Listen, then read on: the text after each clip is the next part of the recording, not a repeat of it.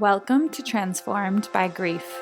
My name is Ellie Thomas, and I am here to guide you on your transformational grief journey. From feeling lost, raw, and brokenhearted, questioning everything in you and around you, to reconnecting to the truth of who you are and the beauty, fulfillment, and vibrancy of life that is still available in you and through you. On this podcast, we explore the depths of what it means to say yes to life again after you've been broken open by pain and grief. We will explore what it means to create a deep, loving, and reverent relationship to yourself, to grief, and to life in a way that allows you to begin to rebuild from the inside out and to create a powerful foundation for a joy-filled, alive feeling and fulfilling life you love. Hello. Welcome back to the show, everyone. I feel really emotional as I open up this episode. The first Transformed by Grief podcast episode that has been aired and published and shared for you since I found out that I was pregnant in February 2025. It's actually pretty funny to go back and look and see that the last episode, which is like, it felt like the energy of its own standalone season of potency and power and fire.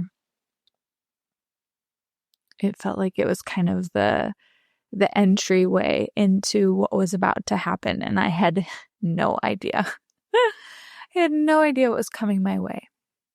And in the last couple weeks, I have slowly found more and more energy, more and more words, more and more desire to share this whole process and this whole experience with you, what 2025 has been, the ways it has deeply shifted and changed me, and also opened me and tapped me so much more fully into myself, and how that dance with what my work has been involved in that, and how that has impacted the ongoing grief journey. And after recording this incredible conversation with one of my long-term mentors, Pilar Lesko, which I am so honored to bring to you and to be one of the vessels that gets to share the intense and immense level of heart that she has, that I have, that we share together in our many differences and also our similarities of our paths.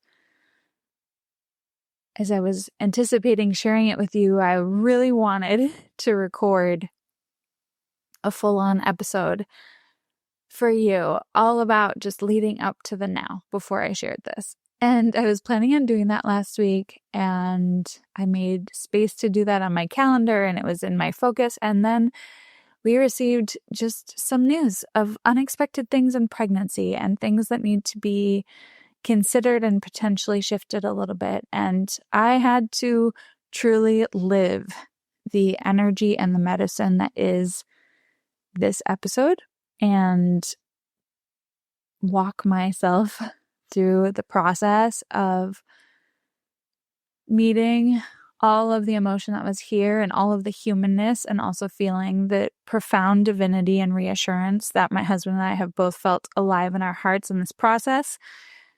And to open and trust that when this episode comes out, it is the perfect reintroduction to who I am through this journey. And it's only going to change again soon, I'm sure, as I give birth in the next couple weeks or months. And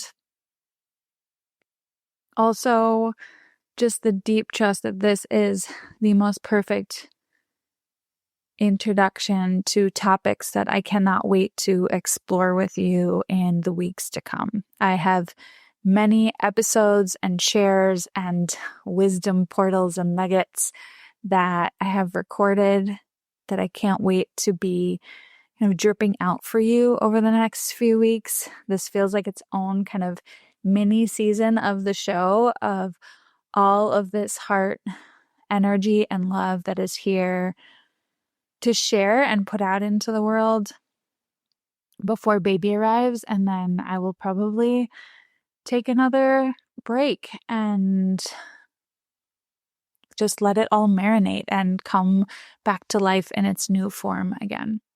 So today's episode is extremely special. It is a long time coming. I mentioned that at the beginning and share a little bit, but Pilar has been a mentor of mine actively since the beginning of 2020, when I had this massive opening and shift in the way I was focusing myself and my work. It had already been a year and a half into my own deep inner unravelings and work with another long-term mentor, and was hungry to join everything that was happening with me on the inside with my work and my business and my sense of calling to entrepreneurship, and also while honoring my energy and honoring who I was discovering that I was and all of the deconditioning that was happening in me through that process. And so it's been almost 6 years, and potentially it has been 6 years since we initially connected, but I have been in Pilar's field and her containers of all kinds since then, and just continue to receive so much from her as a mentor, as a teacher, as I mentioned in this episode, the feeling I've always gotten from her is just like this older soul sister that she has been to me without necessarily even knowing it. And in the process leading up to my mom's death, her last year of life, I had many dreams where Pilar showed up in them and had some very powerful accompaniment energetically in that process with my mom. And I have shared so much life and so much loss with her and in her spaces in a way that has been deeply nourishing. And it feels like an incredible full circle moment to share with you that she shares for the first time publicly some of that process in her own life and what that has been like in the past couple months for her around a loss that has occurred while she has been pregnant. So I feel incredibly honored to get to be I don't even know what to call it, like the steward of this conversation, and to get to share it with you. We go into so much.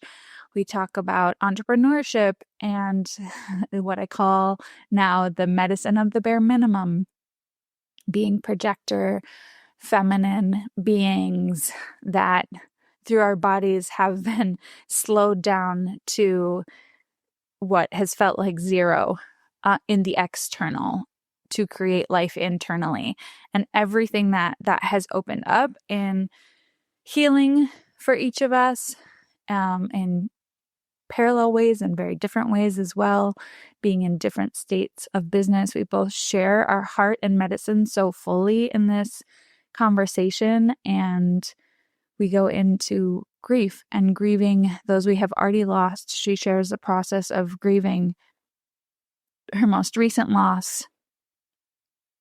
We talk about social media and how it feels from this place and what it's like to be walking this line between divine creation and absolute humanness at the same time. And there's just incredible richness and wisdom alive here for you. And I can't wait to hear how it lands in your heart and your being and your life and what it feels like it opens. So Pilar, to you, thank you for trusting me. Thank you for loving me all these years. Thank you for being such an incredibly open and integrous teacher, always willing to offer your medicine as it is now and also let it evolve and refine through life. So much of my profound relationship for life, I think it was inevitable that happened in me, but so much of it has been supported by the work that you do and that we have done together. And so thank you. Thank you for trusting me, for being here, for opening your heart and your wisdom. And for the listener, there are a few really important announcements I want to make sure you know about before we dive into the episode. The first is that I have very limited but sacred spaces available for one-on-one work before I leave for maternity leave at the end of October. If you have felt the call to work together, or if through this episode or any other episode you feel the call to work with each other, now is the moment, the time. I am sure I will offer space again in 2026, but I don't know exactly when that will be. And I can feel the richness and the ripeness of the medicine and the perfect timing of this container and the container of working one-on-one with people in this time period. And so I have kept space open. And if you feel the call, I invite you in. There is the option for a 4-week container with me where we meet weekly. And there's also an option for a one-on-one private grief flow for you or for a small group of people like your family or your community. And the second really important announcement for right now is that Melina and I are leading our last Sacred Ground ceremony for grief and growth on September 28th of this month. That's the last Sunday of the month. It's at 1 p.m. Eastern, 10 a.m. Pacific. And these ceremonies have now almost been running for a year. Again, we will run them at some point in 2026, but we do not know exactly when that will be and how frequently we will do them after this big transition and after I complete my maternity leave. And these gatherings, I can feel how important this last one is. These gatherings have been a source of life and healing for so many women in the past year. And if you have felt the call to join any one of them and have not been able to, this is the moment to do that. So I will leave the links in the show notes for both one-on-one work and for Sacred Ground to make it really easy for you. Please also feel free to reach out to me if you have questions. And yeah, I can say that I think it's clear in this episode, but there is so much deepened medicine alive here in the process of what 2025 has been. And I can't wait to continue to offer it, continue to let it deepen, and to involve and share it with the perfect people right now as it is. In further episodes that are coming out in the coming weeks, I will share more about the ways that the sanctuary will be transforming in this time. But for now, one-on-one work and coming to Sacred Ground feels like exactly what is supposed to be out there. So I welcome you in if that is for you. I can't wait to work with you, to be with you, to support you in that process, whether it be just with me or with the beautiful group that's forming for Sacred Ground at the end of the month.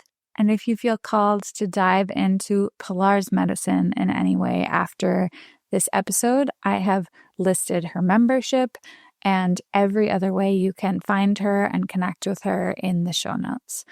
Her membership, The Hive, has been something that I have been a part of for years on and off now, and has been one of my favorite places to be in the online world. So if that calls to you and the explorations of business and energy that we explore here feel alive for you, make sure to check those out as well. Without further ado, here is this incredibly, deeply nourishing, powerful,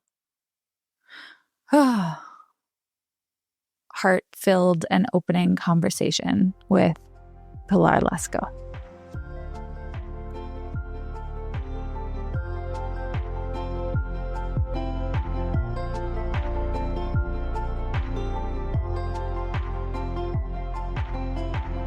Hello, welcome back to the Transformed by Grief podcast. I'm really honored today to have a longtime teacher and someone that I consider to be, have always felt like an older soul sister to me. And yet you're younger in your human years, but I have received so much just in sisterly and profound mentorship and teaching from you. So Pilar Lesko, welcome to Transformed by Grief. Thank you for being here. Thank you for having me. I'm so happy to be here. I'm so glad to have you. I shared a little bit of this with you already, but I wanted to say it here and elaborate a little bit.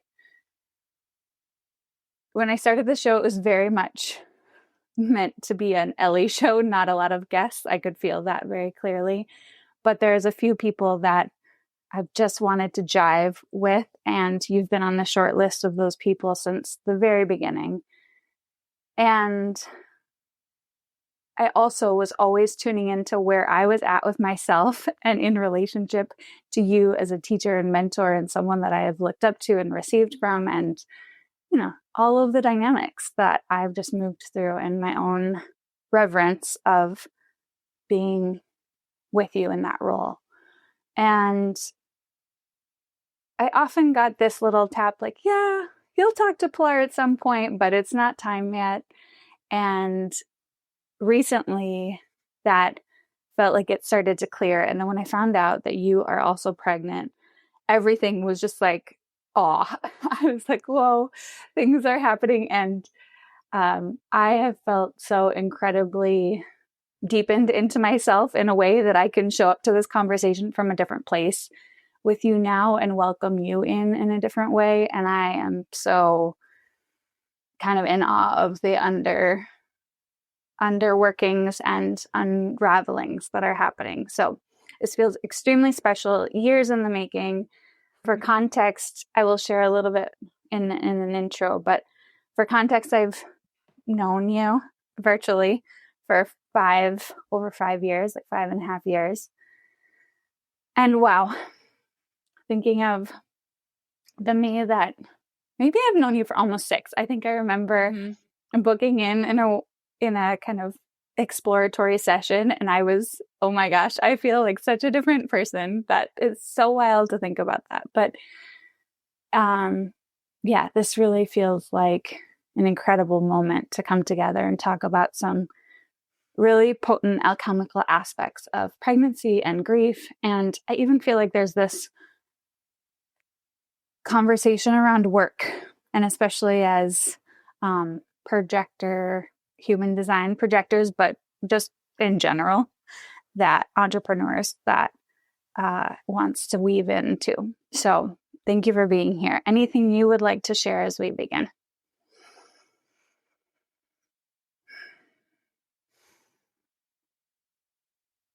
I'm just really honored to be here. and I remember you in 2020, and I know you were different. I know we were all different, but your medicine was there. It was there. It was so clear and powerful. You brought the whole Projector Magic group together through sharing your heart. We had our first shared moment of total silence, just witnessing you. That had never happened on a call before. That was you. And that's who you still are, just more you. And not surprisingly, that was about grief. So I feel like the interweavings of so much of it's just expanding, but so much of our connection and so much that you've offered me and that I've learned and then has become my own version has been this beautiful interweaving of giving grief space and also coming into fullness with my work and the ongoing dance of that. And it feels like now that's just being amplified and added to. But yeah. Okay, so I think of grief and pregnancy as very similar in many ways, and at the same time, very different, obviously. And the first thing that I want to ask you is when somebody's grieving or when somebody's pregnant, asking how somebody makes no sense. It's like, how are you in this moment? What are you moving through right now? Things can change from hour to hour, from minute to minute. So where do you find yourself in your process right now, and how are you today? Oh, that's such a good point. Let's see. Today and in my process.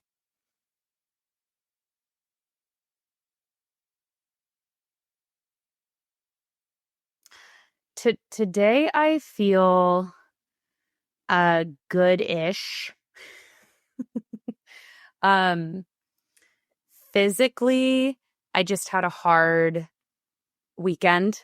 I just had a hard few days physically, which also kind of results in having a hard time energetically and emotionally and psychically. And to give context to that, my whole pregnancy, or not my whole pregnancy, but since I've started to feel a little bit better, I'll get really excited like a child who thinks it has all the energy in the world. And I'll be like, this is who I am now. And it will last for like 48 hours. And then I'll hit a wall and feel really unwell again and have to accept that that wasn't who I was now. That was just part of what was happening. And inevitably there's ebbs and flows. So I just had a really big ebb.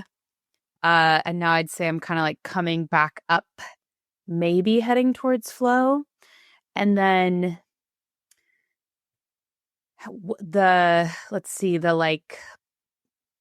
what I'm in, not just how I'm feeling or not just how I'm doing today.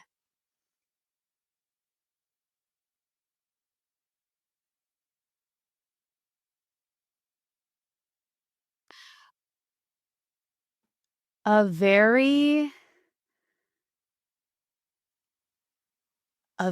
very bizarre level of acceptance. Like I didn't know acceptance could go this deep. And that's not just the last few days. That's been the last few months, but it just keeps getting deeper. And I am nowhere near close to meeting who I am through this. I feel like I've met 1% of her, but the 1% that I've met is so markedly different and feels like a version of myself that part of me knew I wanted, part of me didn't know I wanted. And if you would have shown her to me even 6 months ago, and then her and all the past versions of me would have laughed. Like there's no way you access that quickly. There's no way you become that or feel that quickly. Okay, and then the final thing I'll add is this, and this is cool, is Chris and I are starting to together on our own and together deepen in meeting the personality of the baby. And we're like terrified. I'm terrified of mine too. That's hilarious. Yes, we're like, I'm like, what are we gonna do? And Chris is like, it's gonna be fine. Yeah, that kind of sums up all the different spots happening. Oh my gosh. Wait, let's talk more about that for a second, because this child inside of me is so active and I am scared shitless. And like, and everyone turns to me and they're like, yeah, because Ellie, you are so active. And I'm like, no, but this is another level, the spunk level. And even as we've been exploring names, there's been a few names I'm like, I like that name, but it is not spunky enough for this human.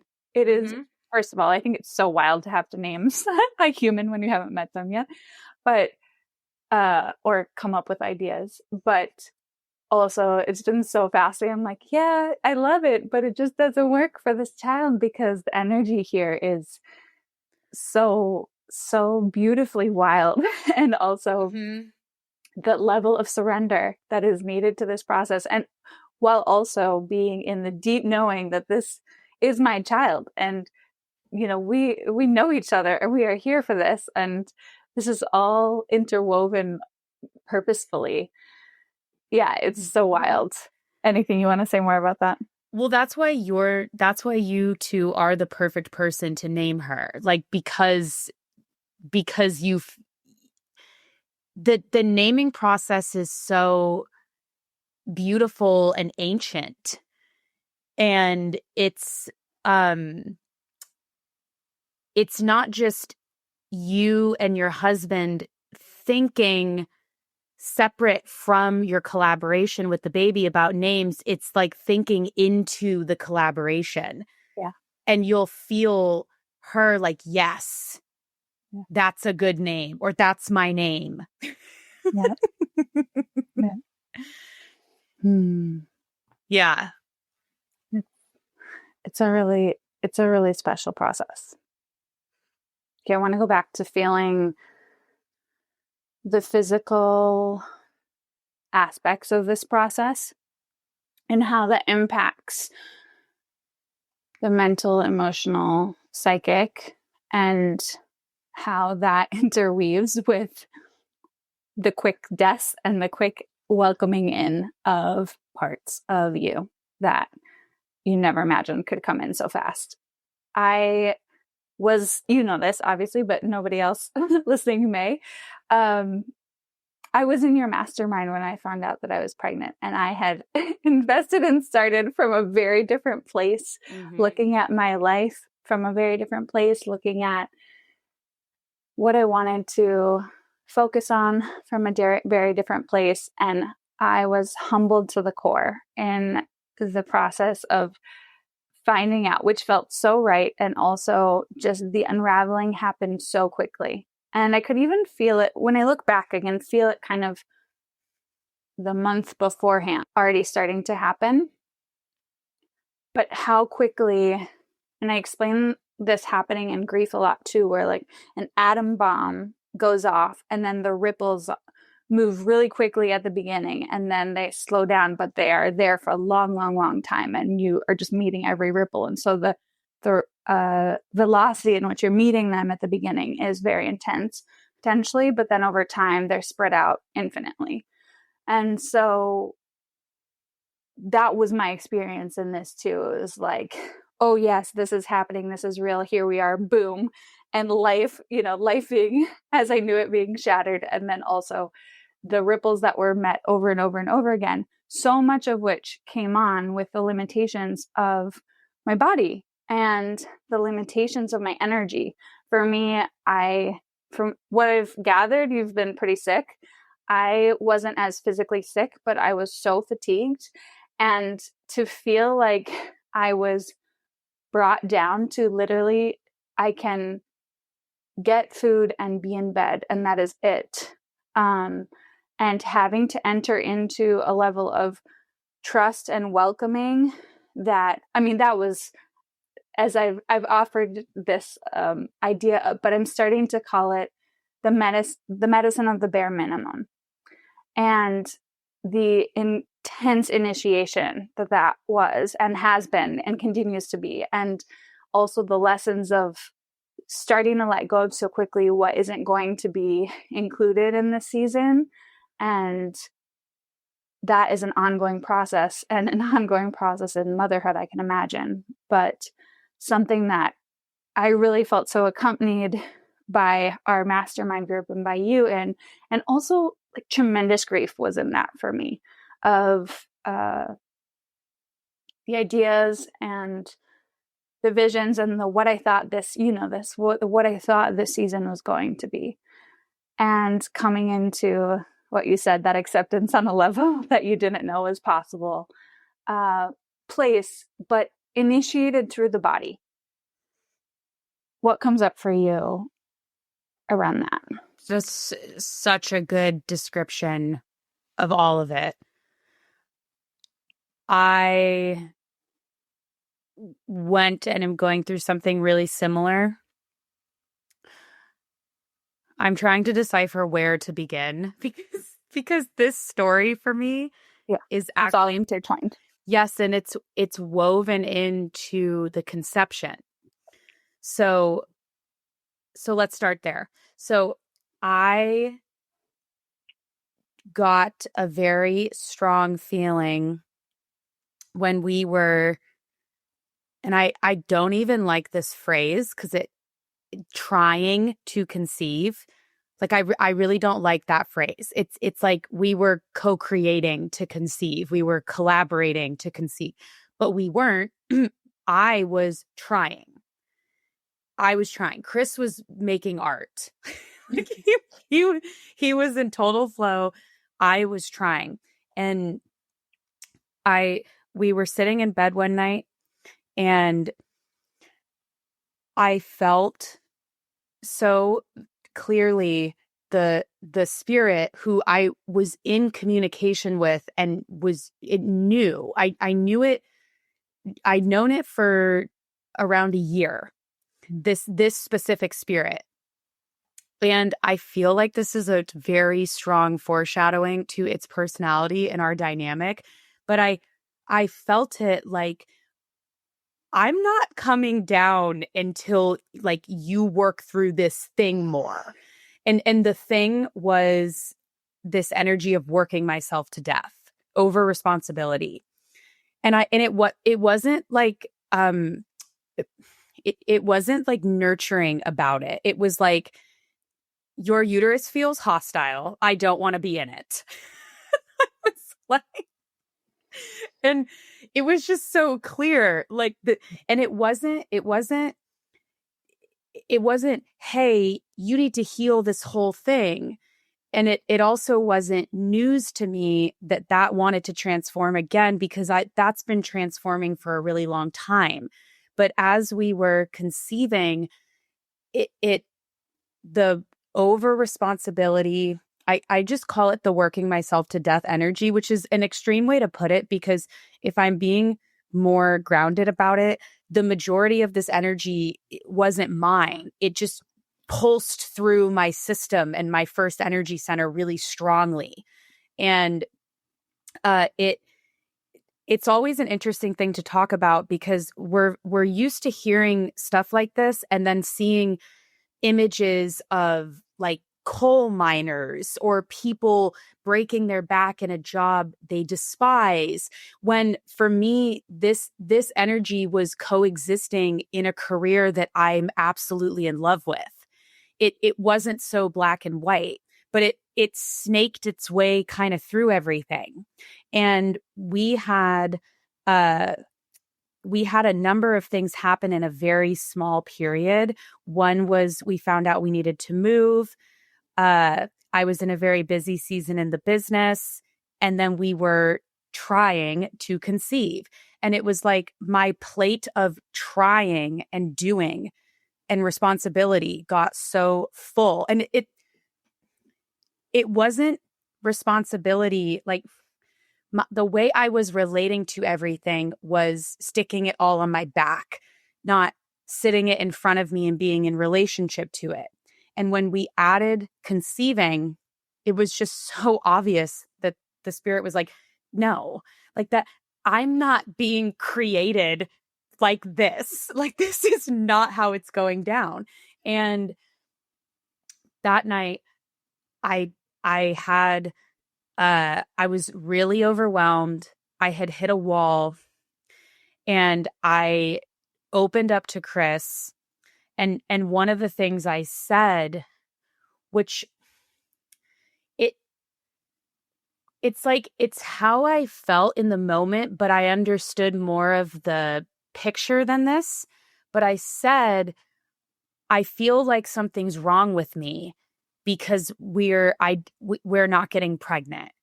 Like I feel like something's wrong with me. And Chris heard that and was like, it upset him so much that this was an experience I was having, and he didn't even really know I was having that experience. And he looked at me, and I cried. I had like a nice dry heavey cry, and I had a really, really beautiful release, and I wasn't seeing clearly. And it was like the thing I was expecting to hear back, not from Chris, but from the way those energies in my space would have talked to me, was, we'll just keep pushing. And I looked at him thinking I was going to hear something like that. And he looked at me and was like, take everything that's not the essentials off your plate tomorrow. Like, he's like, rearrange the whole business if you have to. He was like, give yourself a break, take a sabbatical, change everything. He was like, you're allowed to do that. It's not even just you're allowed, we are able to do that. And he was like, you're not 25 anymore, driving with negative dollars in your bank account. Like, this is something we can do. And to have a man who sees me so deeply hear that whole thing and go, change it, with no concern of getting a house, conceiving, the business, like, none of that mattered to him at all. And he said, he's like, I'd live in a box with you. You, me, and the baby can live in a box. Like, he was like, and that window from having that release to the next day rearranging everything and opening up this glorious space, we were pregnant, I think, within the week. It was like the spirit was sitting on my shoulder with its like weird clock, its weird watch, where like the time's all wrong and everything's going in different directions. It was like, I'm ready, but you need to do a little bit of rearranging. And so that was, if you want to look at it in this way, that was an element of the seed. The beginning said, you have to let go of this for me to come in. And then the pregnancy has been just an absolute dissolution of, exactly like you said, anything that is not the bare minimum, and saying bye-bye to all the parts of my identity that were wrapped up in anything that was more than that. Me thinking that's how if I were to really simplify and sum it up, it would be thinking that is the only way to do something. That's doing something.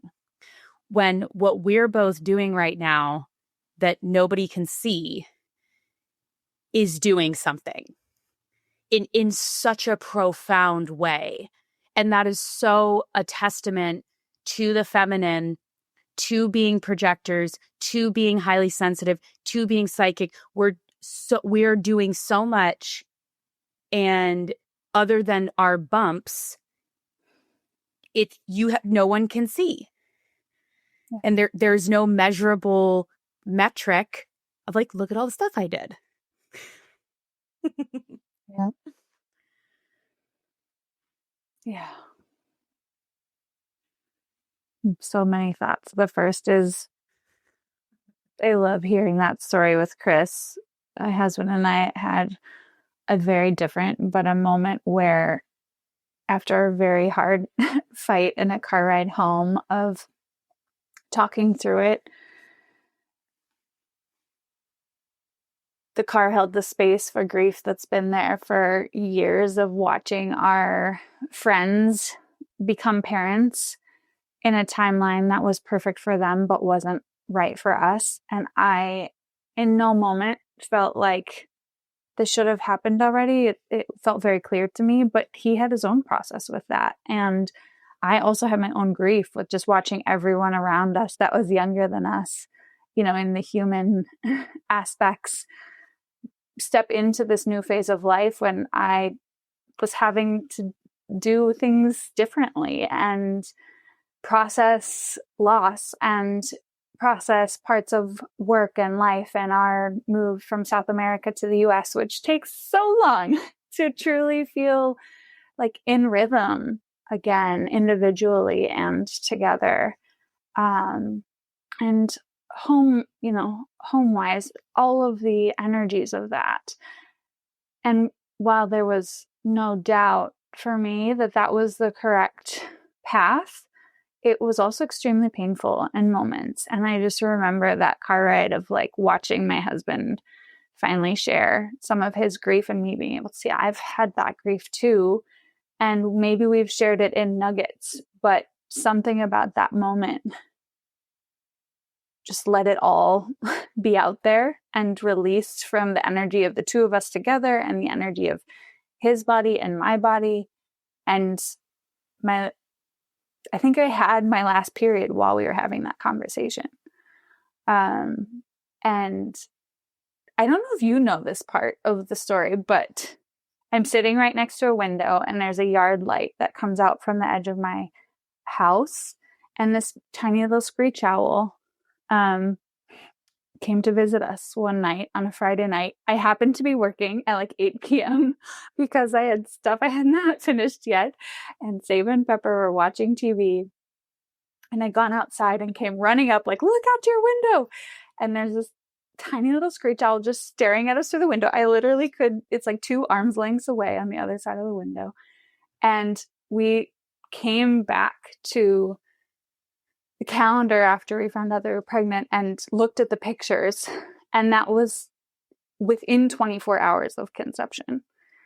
And these like moments of just, this owl was just peering into both of us, like would look at me, would look at him through the window, was not freaked out at all. It was the coolest thing in the world and also quite eerie and so magical. And just coming back to like the thread that was there and the openings that were happening and the presence that was there in ways that I hadn't personally made much space to connect with. I don't know, it's added to this sense of awe of this entire process for me, even though there have been so many extremely painful parts of this. And when people ask, what's your favorite part of pregnancy? Which people have asked, which I find such an interesting question. And from a very, I'm not really willing to bypass any of the hard. So from a very real place, my answer, as I've sat with it, has been the incredible opportunity and gift of allowing divine creation to be happening inside of me while I am still so human. And I'm going to miss that part. I think it will continue in its own way through motherhood, but it brings me to tears. It's this incredible sense of awe that in every moment of the suffering, of every moment of grief, and every moment of not feeling well, of just like feeling ridiculous, basically, because this process is kind of ridiculous, in the human aspect of it. There's just this awe and the gift of being able to experience that balances so beautifully with this energy of trying, which I wanted, before I let you like respond to anything you want to respond to, when you were talking about the trying, I was like, wow, yes, because the medicine of the bare minimum for me has been so much around letting go of trying to be something and someone that I'm not, hoping to get somewhere through that. And it's like this baby came in and was like, no, we can't do that. There's no energy for that. This, like, you're done. You're done. You have not graduated, but I'm going to help you graduate because it's time. You know, you've like gone through the ringer enough with this that it's time to just take the leap forward. And that energy of trying and the relief of the invitation to stop trying so hard for me has been continuously on many levels.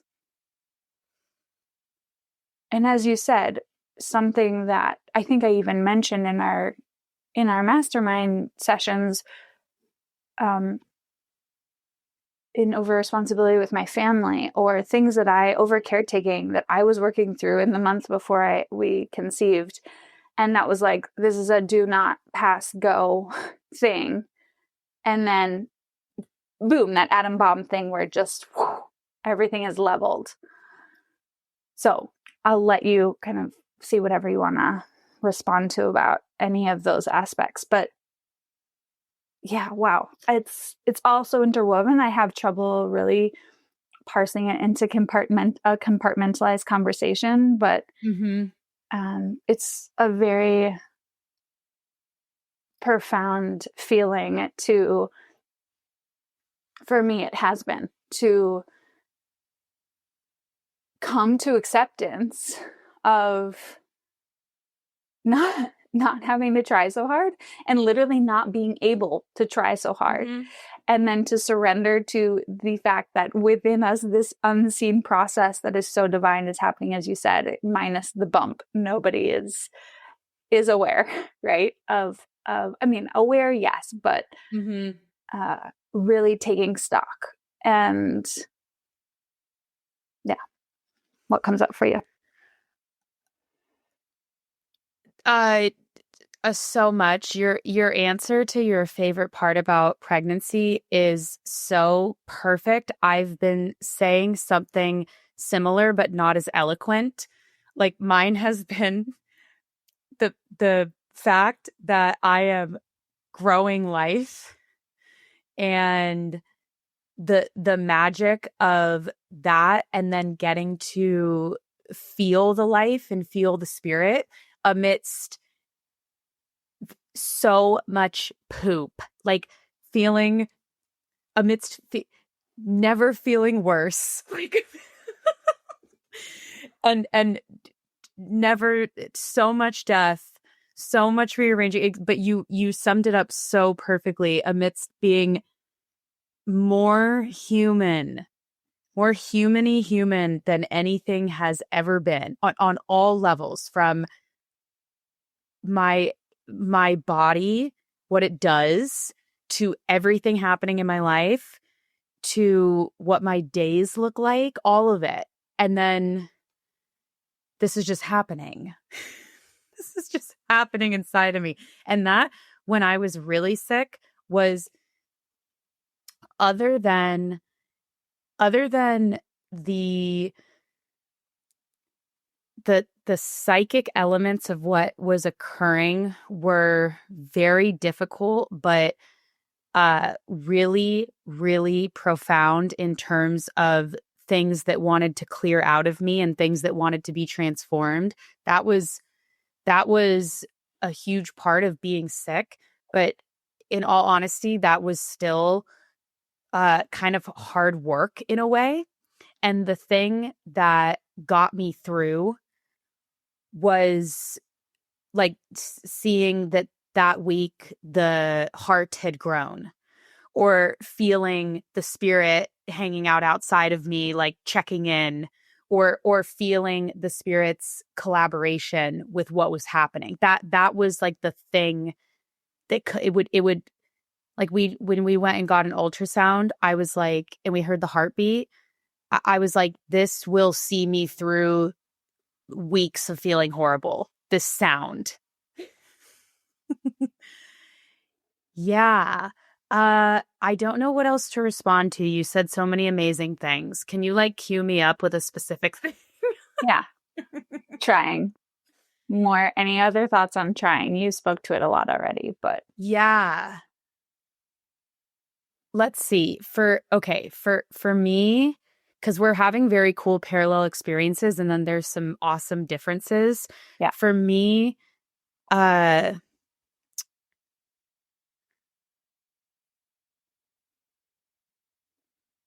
there's always I've been working with this for a long time, but now the process has been immensely expedited. And this is really common in almost everyone I work with. And it takes on a very specific flavor for women. And that's how we have been modeled through, whether that was actually modeled to us in our lives or we just inherited the modeling of how we relate to and run our energy around doing. And then for a lot of women, where I'll see it is it comes up in work. And it's comedic because everyone I work with, the majority of people are in the healing arts or do something very niche and esoteric, but it doesn't matter. It still shows up. This way we start to run our energy when it's time to do.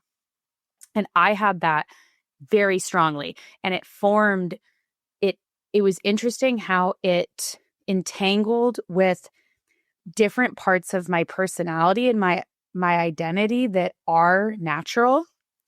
But it's like when something mixes up like that, it's like, what's me and what's that? And they seem to have created a whole new being. And now I don't know what comes from what.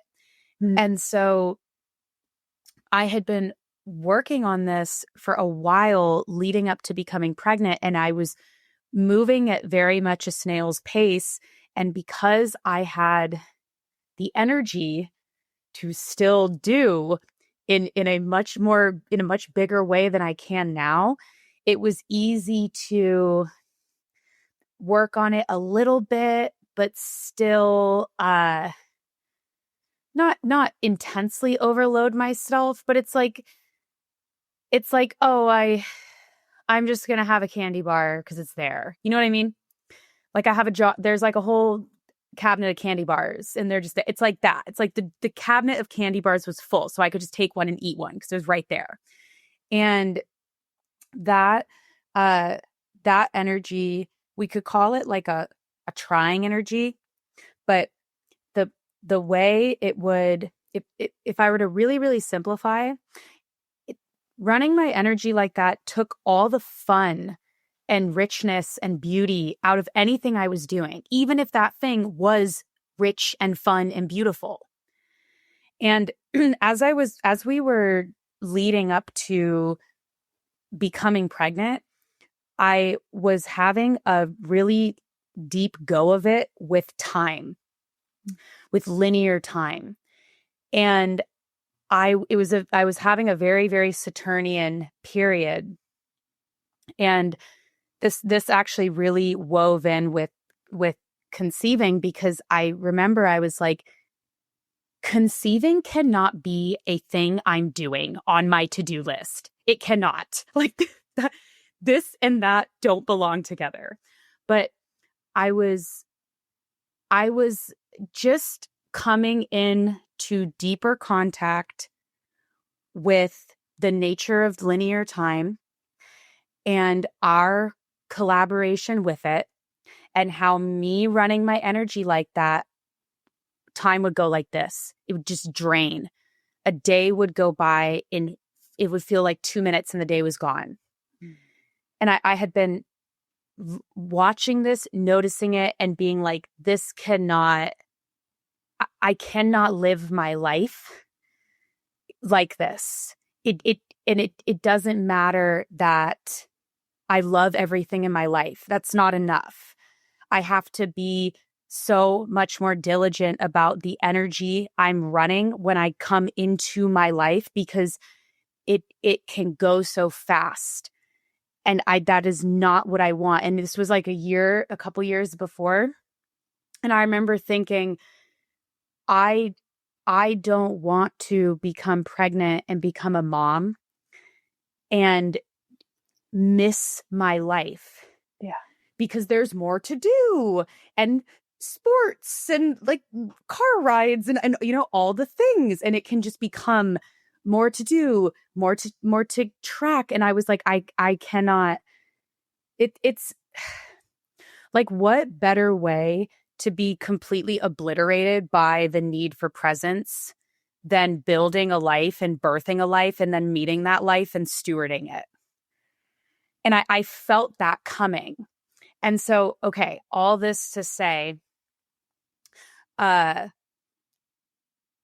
I was working on these shifts in my energy. I was starting to experience them. I was making some nice progress. Then I got pregnant, and it's like you said, it's like the atom bomb, or you said it so well. You were like, your daughter was like, okay, you've made some nice progress, and now we're gonna take it home. We're gonna like bring this home. It was like that. I got pregnant, and it was like everything came together into a 0 point and took it home. Yeah. Where now I feel so free, because not only is my energy completely different when I do to a comedic point. Like the other night I wrote an email at like 9 p.m. naked on the couch with the TV on. That was like a big no-no for old Pilar. Like old Pilar, it was like, we don't work at this hour, and like the TV can't be on. There was like all these like things of like what we can do, what we can't do. And Chris just looked at me and he was like, welcome to motherhood. When I was like, I just wrote an amazing email at 9 p.m. And he was like, yeah, he's like, this is part of it. Like, you're becoming so flexible. But now I feel free in the nothingness, because how can I put this into words? I have done in my work and in the house, home activities, cleaning, laundry, everything, work at home, work at work, like all my chores, my to-dos, I've done almost nothing for 3 months. And I have been completely carried by the wings of grace.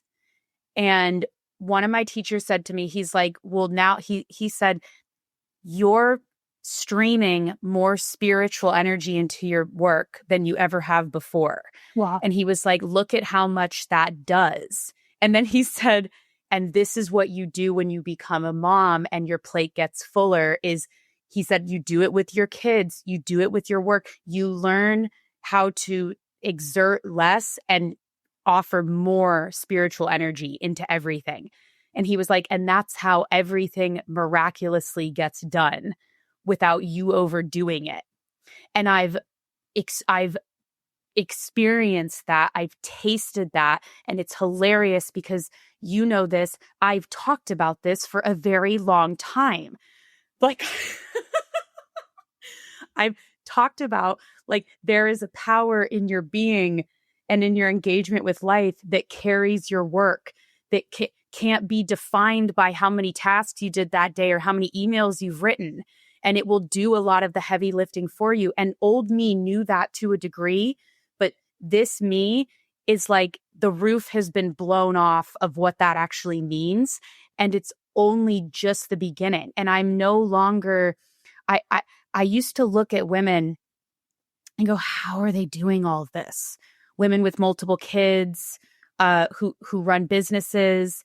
And it didn't make sense to me. And now it makes sense to me. Like, you are rearranged and everything is rearranged. Yes. Yes. Yes. Understanding that this is preparation is something I did not understand before. And like Melina said it to me, and now many other people have said that to me. It's like, yeah, really, on many levels, prepare, this chunk of time prepares you. And and also, and I want to follow this beautiful arc of transition that I can feel coming of, like, very, again, something that I find similar to grief is like, you are prepared sometimes, and then you also can never prepare. And so we'll get to that in a second, but I just wanted to laugh around, like, as I'm listening to him, like, yes, you have been so instrumental in me over the years, and your teachings and the message that you just shared, inviting in, okay, maybe I can relax a little bit more, not even relax, just let go a little bit more, and let what actually wants to happen here happen, which is something that I am so in love with, and yet have had such a hard time with, especially when it comes to my relationship with work. And at the same time, it's so fascinating to hear you talk about this requirement for presence, because in my healing with my mom, before and after her death, in the unseen often, but in certain moments seen, the part of my inner child, my young parts that were yearning for her, were just yearning for what I call wide open presence. Like, and how much her diagnosis just snapped that away from us, even though she was physically there.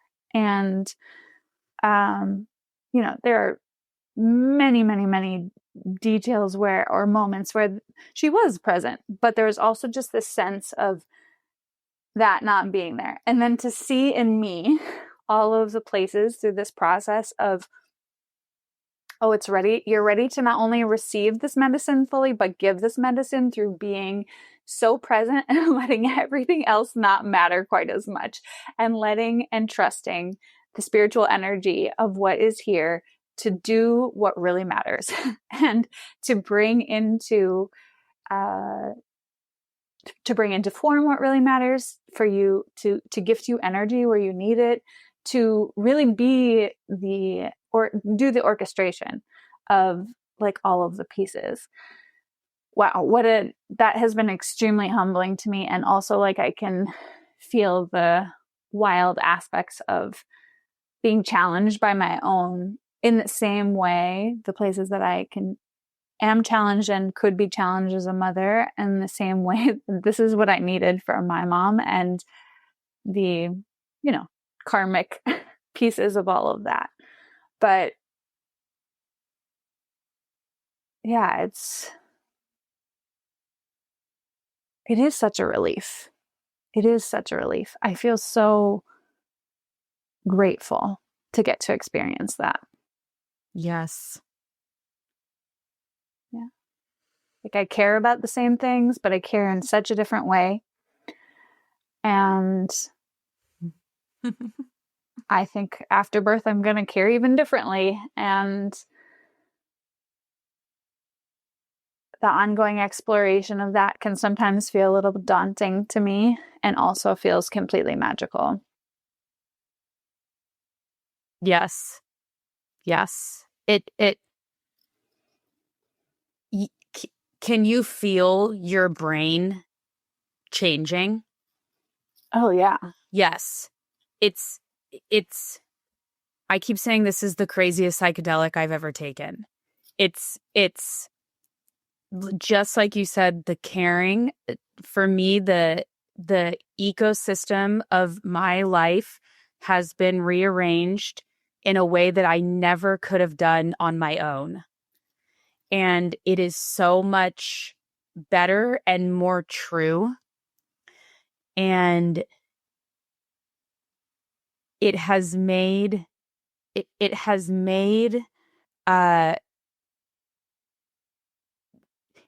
in this paradoxical way, the appropriate caring and things in their appropriate place have given them a deeper relationship to their power. Yeah. that they couldn't access before. Yeah. And to this infinite aspect of them, that, like, for me, so much of, I'm in a very different stage of my business than you are with yours. And this invitation to feel how infinite this work is, and that it's not going away, and I'm not going away, and we're not going away together. And this child, is, part of that in ways that I don't fully understand yet. And maybe I won't even when in the physical, but understanding how it's all infinitely entwined, and just the deep rest that I think I've been invited into in that. Mm-hmm. Yeah. Okay. Anything else you want to say about that? I want to transition us into grief a little bit. That feels perfectly complete. Okay. So your mom died when you were 2. Mm-hmm. And do I remember correctly that she found out that she had a brain tumor when you were in her womb? The day I was born. The day you were born. Yeah. So I was an emergency cesarean 1 month early. I could have been earlier than a month. It's hard because that experience was so traumatic for everyone that I can tell when family members are telling me, you can feel that no one's remembering entirely well exactly what happened. So I could have been a month and a half early, which used to not really mean that much to me. And now that I'm pregnant, I'm like, so I was going to be a monster baby because I was a normal sized baby. I was not small. Like, my neighbor says that she just cooks them fast. That's what she said. Yeah, I was normal size. I was normal height, normal weight.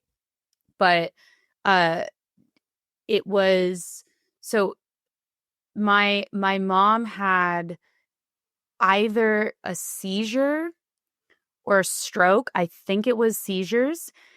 And up to that point, her and my dad had, to my knowledge, no awareness anything was wrong.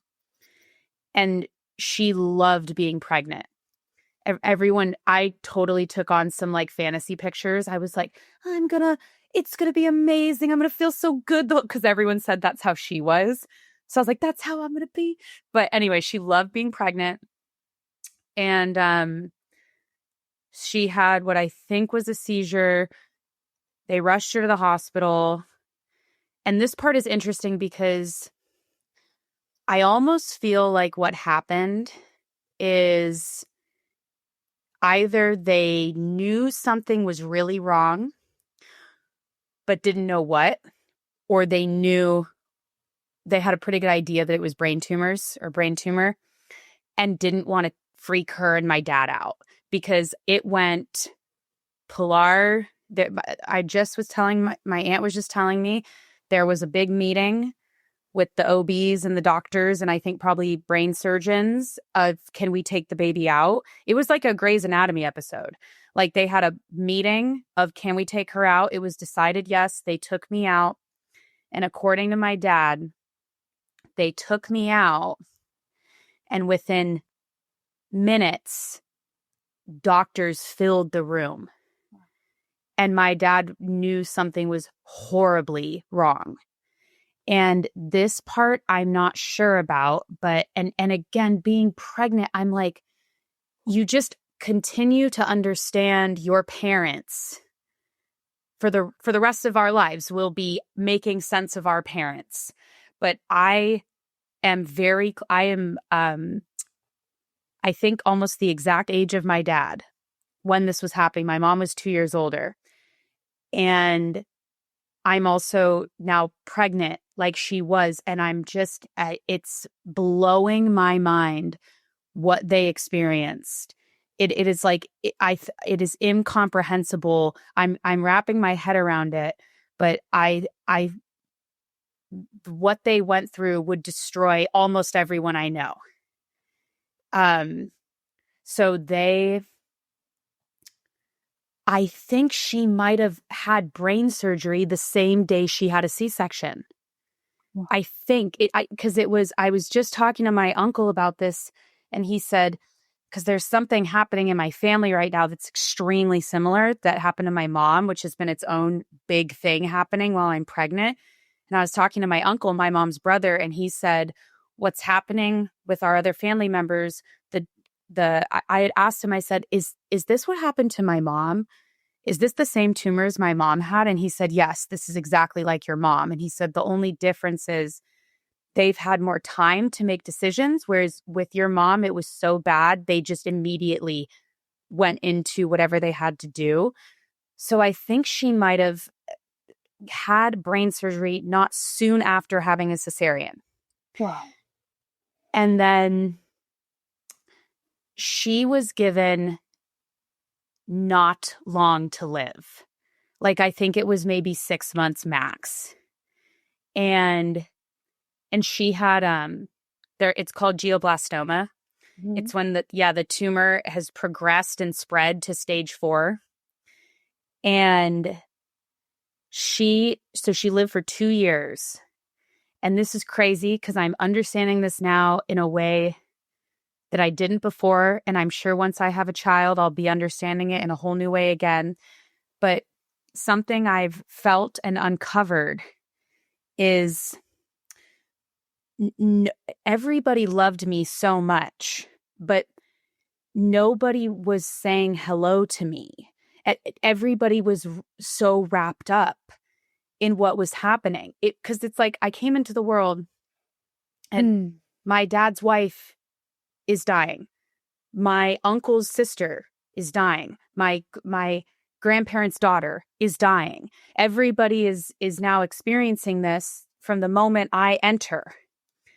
But my mom was with me. She was the one with me. And that was like she knew she was going to die. And I can't imagine what that does to your consciousness. And it was like the person who knows they're going to die is actually the person that can give the most presence.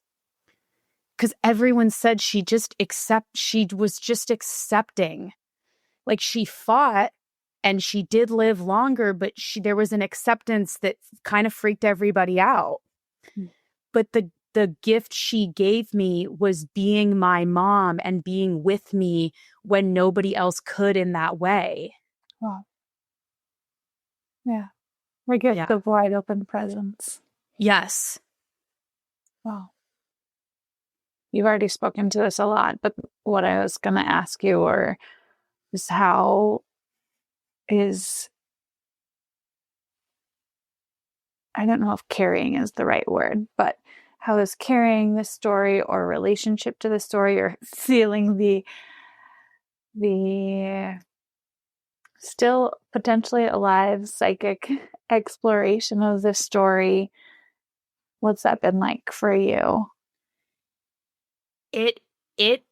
So as I was leading up to being pregnant, I was getting whiffs of understanding in deeper ways than I had previously experienced, because it's like, this is so hard to put into words, I really think, unless you've experienced it. But when you're not pregnant, your life is about you. You're living your life through your eyes, from your perspective. And for me and Chris, the day we found out, it was bizarre. We were like watching Modern Family as Claire and Phil. We were watching commercials as the parents. And Chris was like, "Is this happening to you?" And I was like, "Yes." it all of a sudden, we would just be watching our funny shows, and we'd be, all of a sudden, we're empathizing with the parents just so quickly in that consciousness. And so I had been getting these whiffs through, a lot of it was through our old neighbors have 2 kids that we're really good friends with. And I'm really close with the daughter, and she's 9 now. But our relationship and just watching her would invoke things in my experience that helped me make sense of me and my mom and my childhood and my life and all these different things. So I was getting these kind of like whiffs. And then I became pregnant, and I was, oh God, like, there's the healing you do as the person who went through it. And then there's the healing you do saying hello to the other people and what they were experiencing, and seeing that from a wider lens. I had that with my parents. It's still going, and just feeling like I am so in awe of my parents, that, like, what they went through, everyone, at what they all went through, the magnitude, my dad, my mom, like I just, they became the magnitude of their souls and what we all set up together, and how chaotically and horribly perfect it was, became so much more clear. And this is weird, but I sort of tapped into, like, not anywhere near I know what she experienced, but how my mom was able to just accept. And yeah, it's been wild. Like, every day was kind of like a new layer opened. And then the first, there's been these cataclysmic events my whole pregnancy, which I am not blind to the fact that this spirit, it has like a very volcanic energy and is pulling strings and threads to get things, help things along that are in deep service to not just me, but my family, everyone. Yeah. And one of the things that happened is I have a dear, dear family member who, like I said, she has a glioblastoma. And we found out, I found out the week I was going to tell them all I was pregnant. And so then it was like, okay, this is what's happening now. And I want to create space for this, because this is big, and this is impacting all of us. And it's happening on my mom's side of the family. Oh. And so I'm creating space for what's happening, and to support and to be there, and to just, all the psychic work of, like, we're going to support. And midway through my process, I almost like feel myself as a baby, and I feel this energy all through my space. And I was like, oh my God, this is, if the cosmic merry-go-round is always spinning, we're coming back to a very similar energy that I was born into. And it's all the same people, some of the same people and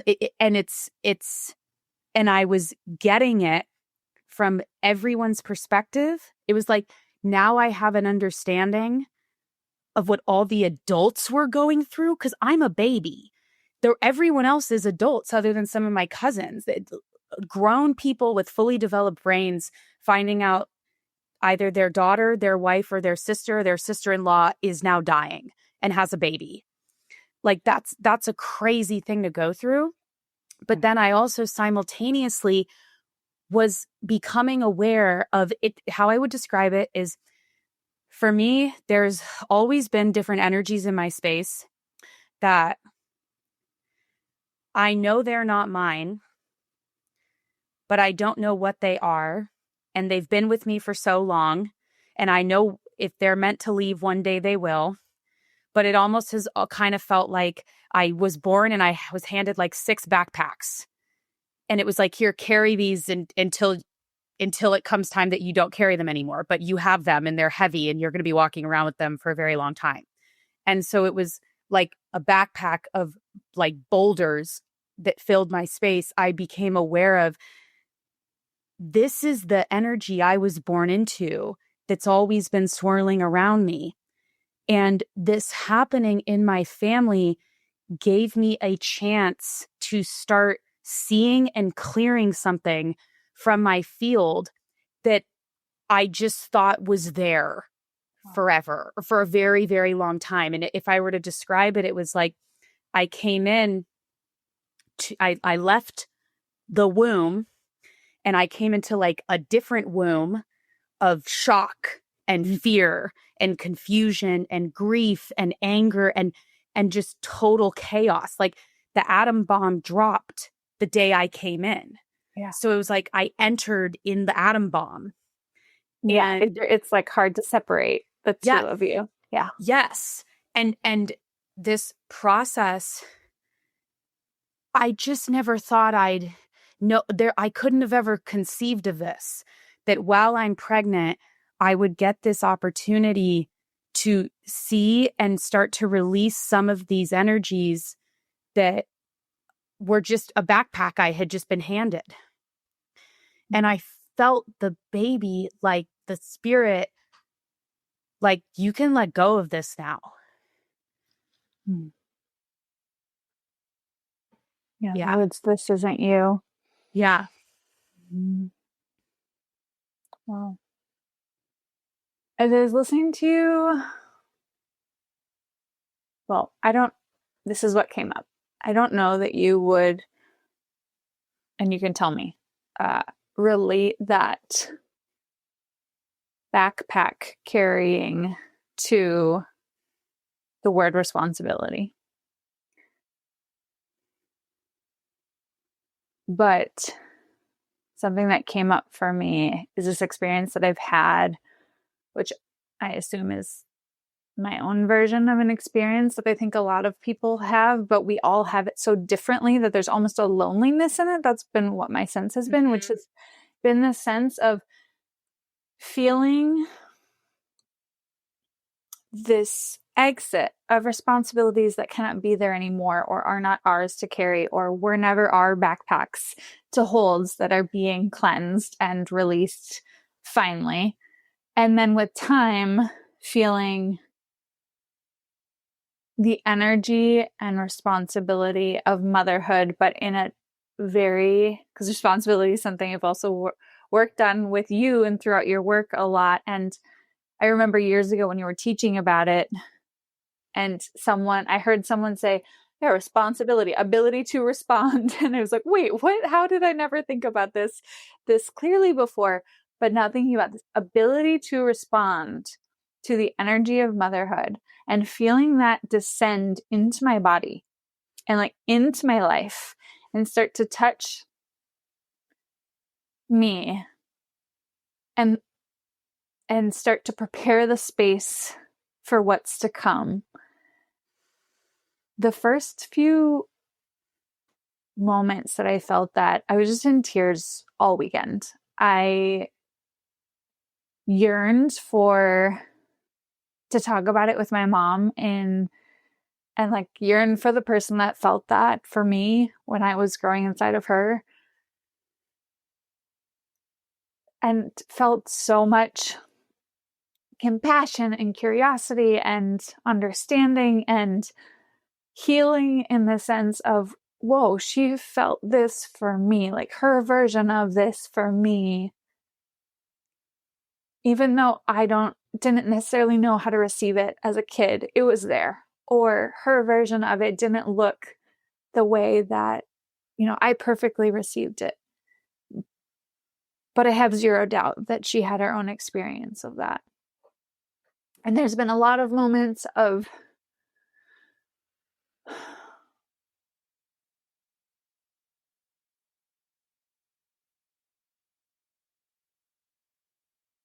just wanting to be able to talk to her about it. Wanting to be able to ask her what that was like. When I think of your mom, just like, whoa, I want to know this person. How did you do this? How did you move through that? How did you know these aren't questions that will have answers, obviously, but just these questions that live on in the heart of how were you able to gift that wide open presence to Pilar that you did? And I don't know, just all these beautiful kind of curiosities come up, and there's grief in the not ever knowing, and also beauty in the not knowing that exists, I think. But I was just thinking about that while you were sharing. Yeah. I think that one aspect of many is that they live those answers through us. And we might not even know that we're living the answer. Or we might get a sense we are. But they hear the questions and they find a way to breathe the answer into us. Yeah. Yeah. Yeah, that feels right. Anything you want to say about the energy of motherhood as you're beginning to explore it more and more? What that's been like for you? Yeah. I really resonate with what you said about feeling how my body, nervous system, aura, brain already knows. Like they all are like, yep, we got this. We are rearranging to do this. And in that vein, this is an odd thing to share, but it's what's coming in.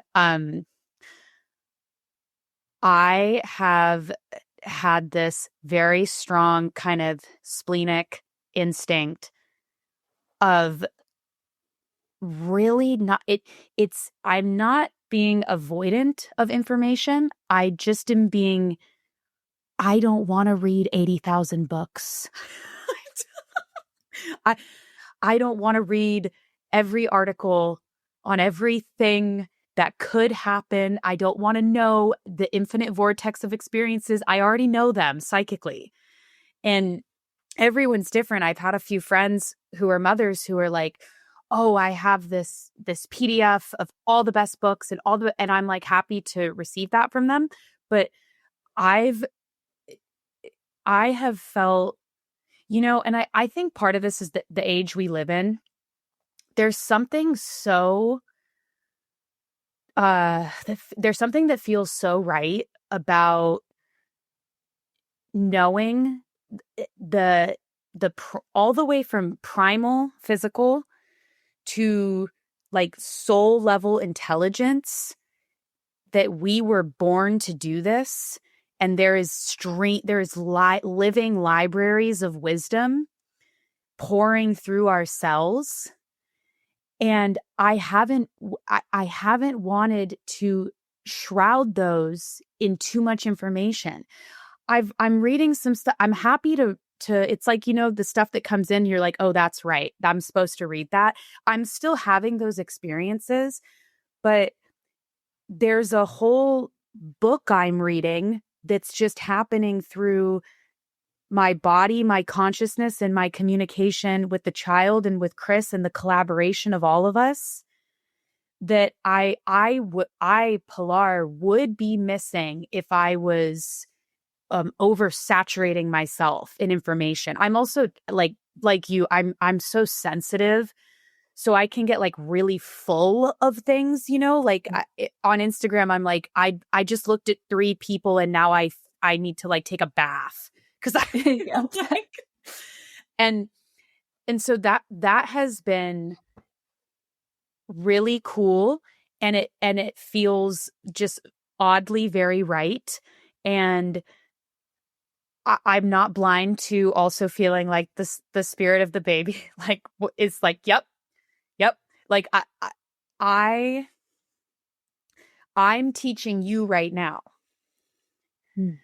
And that's part of this. And I want you to hear what and then the awareness that I have been being prepared for this parenthood, but also this to parent this specific soul, probably for lifetimes in one way or another.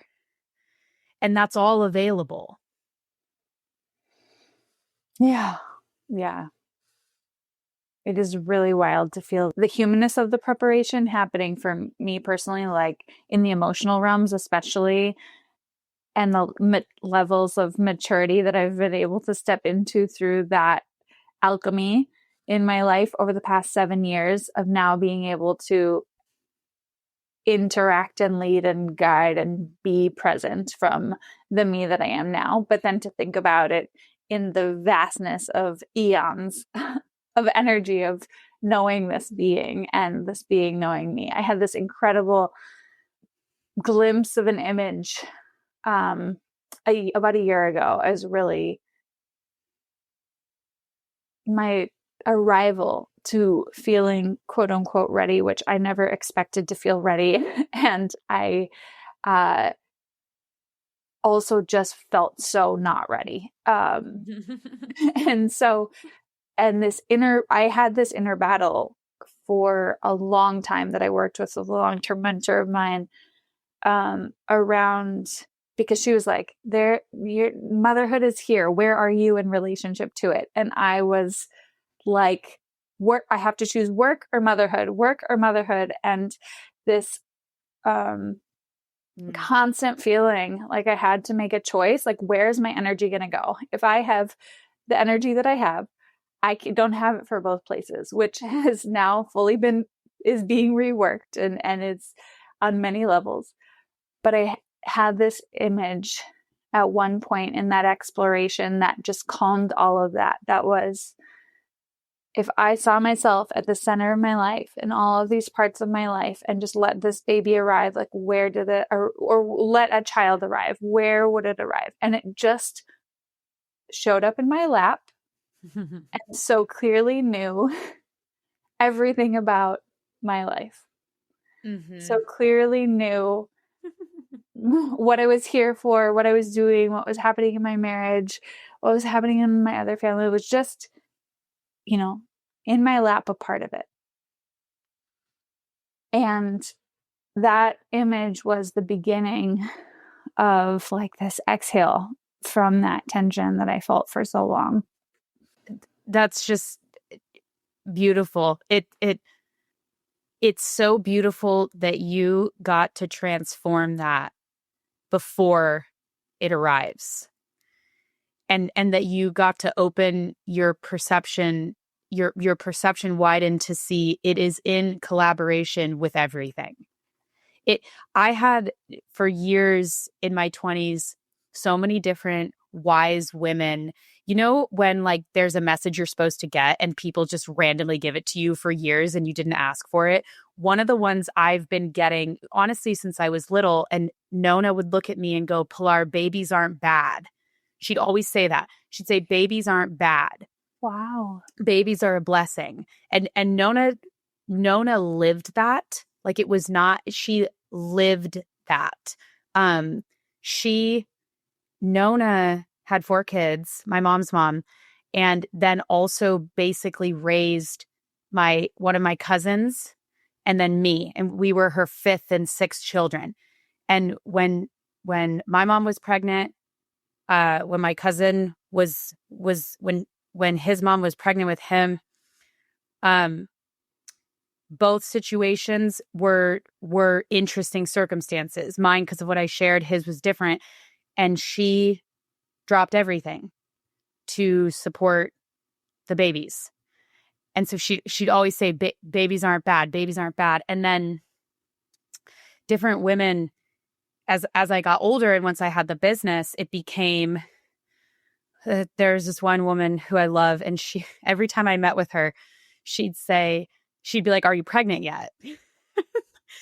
and I'd say no, and she'd be like, the baby will enhance your work. Like she said, babies bring abundance. They bring their own set of tools and abundance and ideas and visions. And she'd always say, it's not going to take away from, it's going to enhance your work.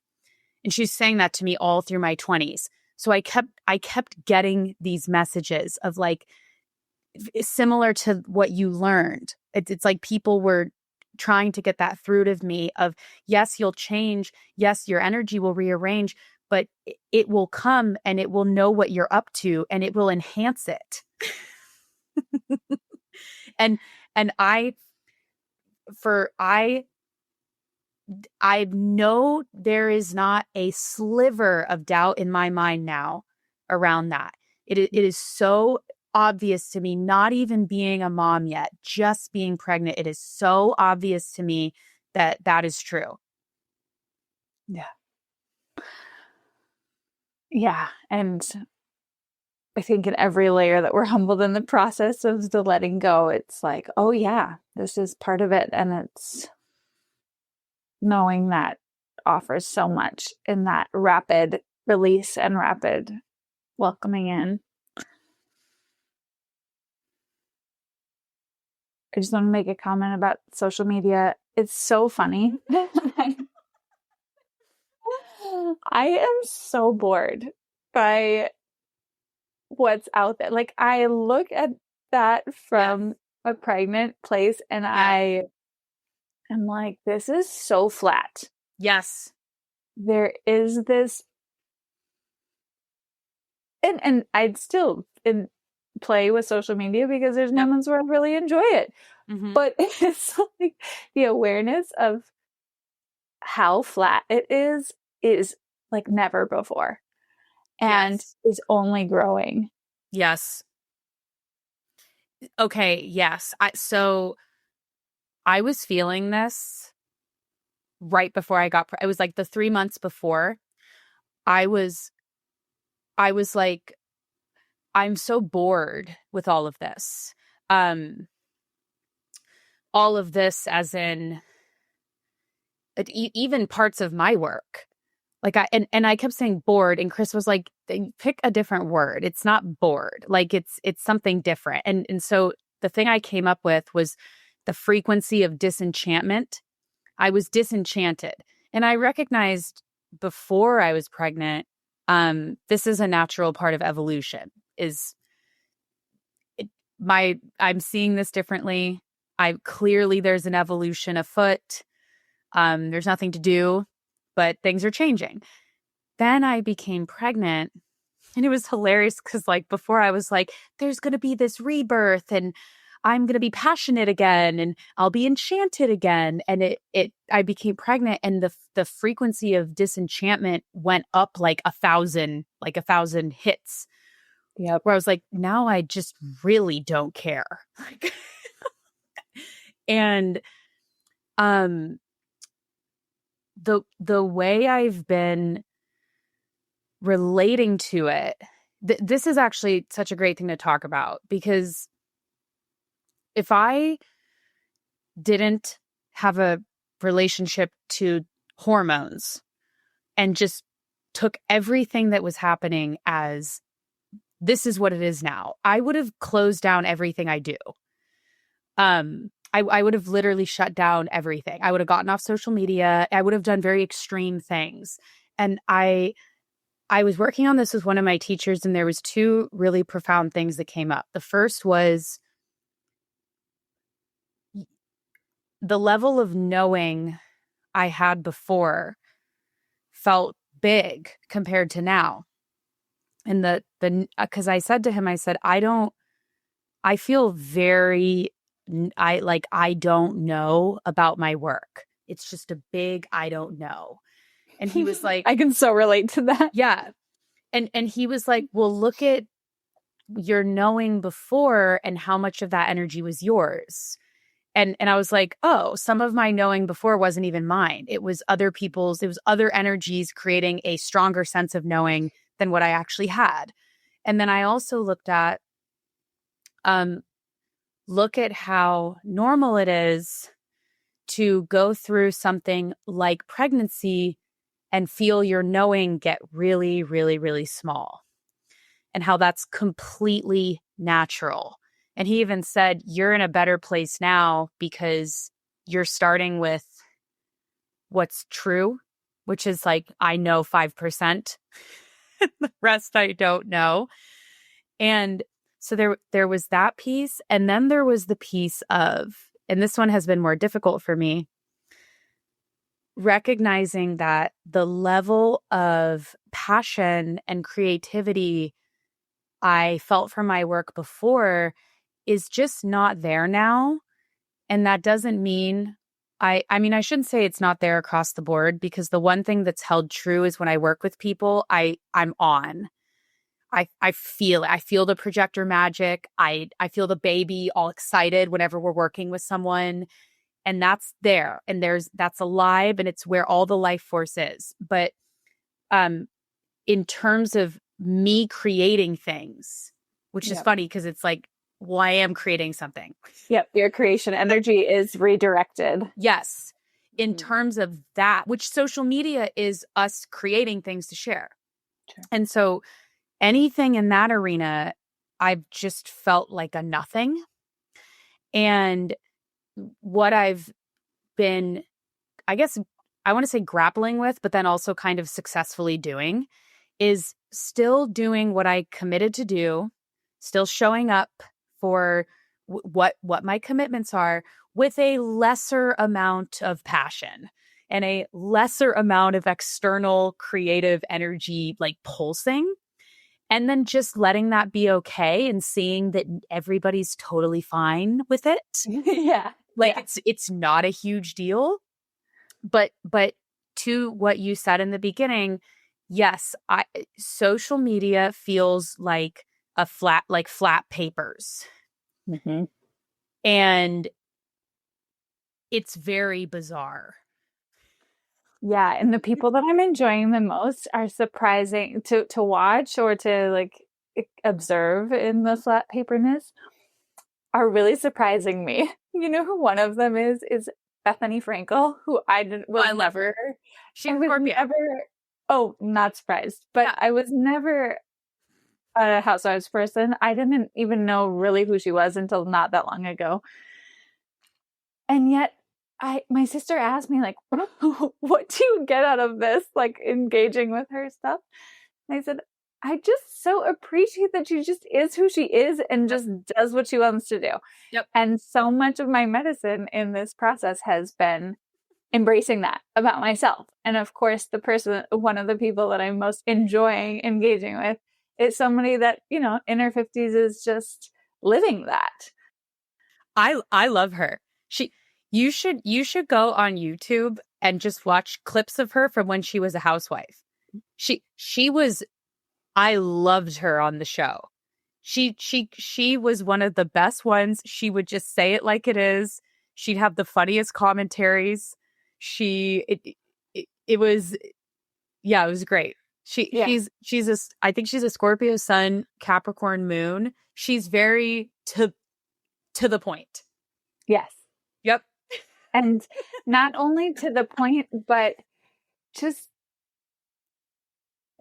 doesn't give any F's. No. And there's so much of, my version of that medicine that's coming online, of me getting to experience that it's really fun to watch somebody else. And it's like that, in that there's a spark of something for me. But if I'm just looking at the normal aspects, yes, flat papers passing by, it's really, really, really interesting. And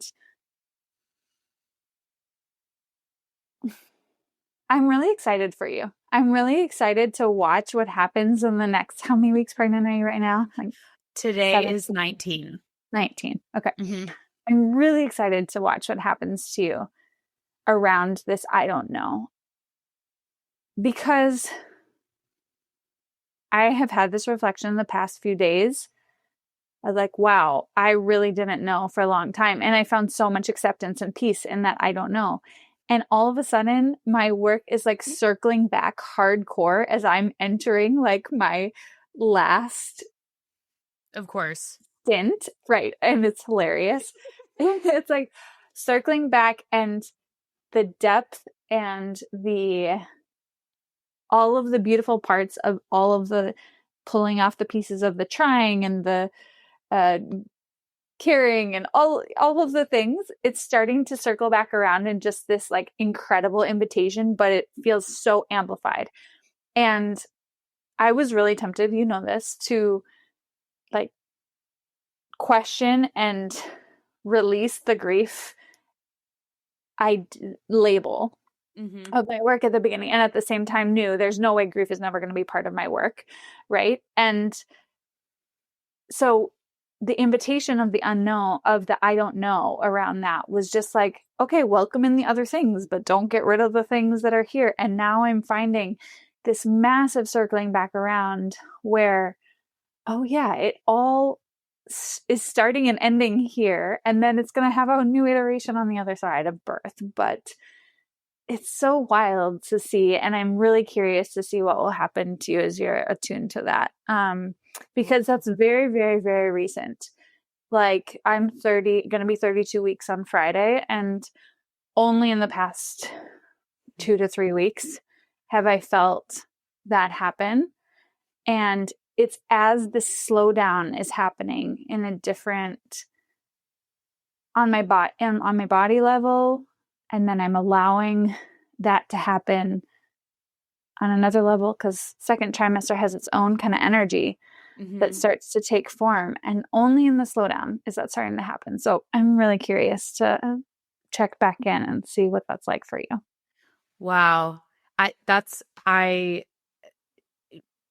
What you're describing right now is something a lot of women have told me about, that like I have to be very careful not to be like, is it coming? Like is Sure, I can imagine. but beyond where I create rigidity around things, it's very apparent to me. And I think this is so, oh God, I feel like this makes the work so much more real when you have to just sit there for however long and be like, what are you? Who are you? What am I doing? What am I here to steward? Like, what is like, because my prayer has been like, what is life asking of me? What can I offer that life is truly asking of me right now? What is it? Because whatever that is, even if it's the simplest, subtlest thing, that is where I will put my energy. And it's been just keep showing up for your commitments, keep working with people one-on-one, and just do it. Just that's where you have the skill set. That's what you can offer to life. But in terms of like the larger work as a whole, you just described it so beautifully, because I could see my work asking for this long before I was pregnant. And would I have ever given it to it in the way I am now if I hadn't become pregnant? And now I'm sitting at it, and it's like, whatever you want to be. Yeah. I'm here, and I can feel, you can kind of track cycles. There was a huge death, a huge letting go, and now it's definitely in the quiet. The wave has receded. It has not yet come back. Yep. There's nothing to rush or force. But I couldn't even rush or force if you tried. Yep. And then in that space too, getting to see what the spiritual energy does, what's happening purely from me being in my process. Like this is weird, but I've had like, since I announced I was pregnant, like 40 to 50 moms follow me on Instagram. And I'm like, what is going on? Like, I was like, where did they all come from? It's not like my pregnancy post was shared by tons of people. You shared it and my friend Amaruka shared it. And that doesn't necessarily equate to 50 moms appearing. But they just all appear. And I'm like, now when people follow me, I normally don't click on who's following me. I'm clicking on it because I'm like, are you pregnant or a mom? I just had, Meg Thompson. Mm-hmm. Yeah. She joined Innovate. And in her reason inside the forum, she's like, reason number 1, Pilar is pregnant. I'm just like, this is just happening. Mm-hmm. That's so cool. Yeah. I know something good is happening and I want to be a part of it. Wow. That's so cool. Well, how do you feel about talking about your dad? Good. Yeah. I would like to. So you shared with me yesterday via email that not only have you been walking through this tremendous process on its own, but that your dad also passed away very recently.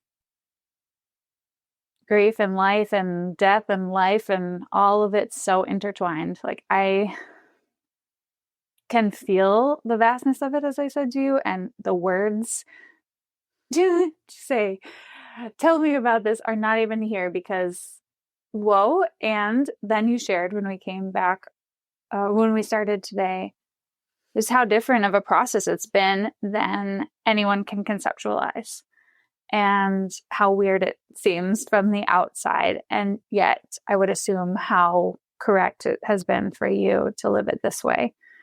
So what would you like to share? Yeah.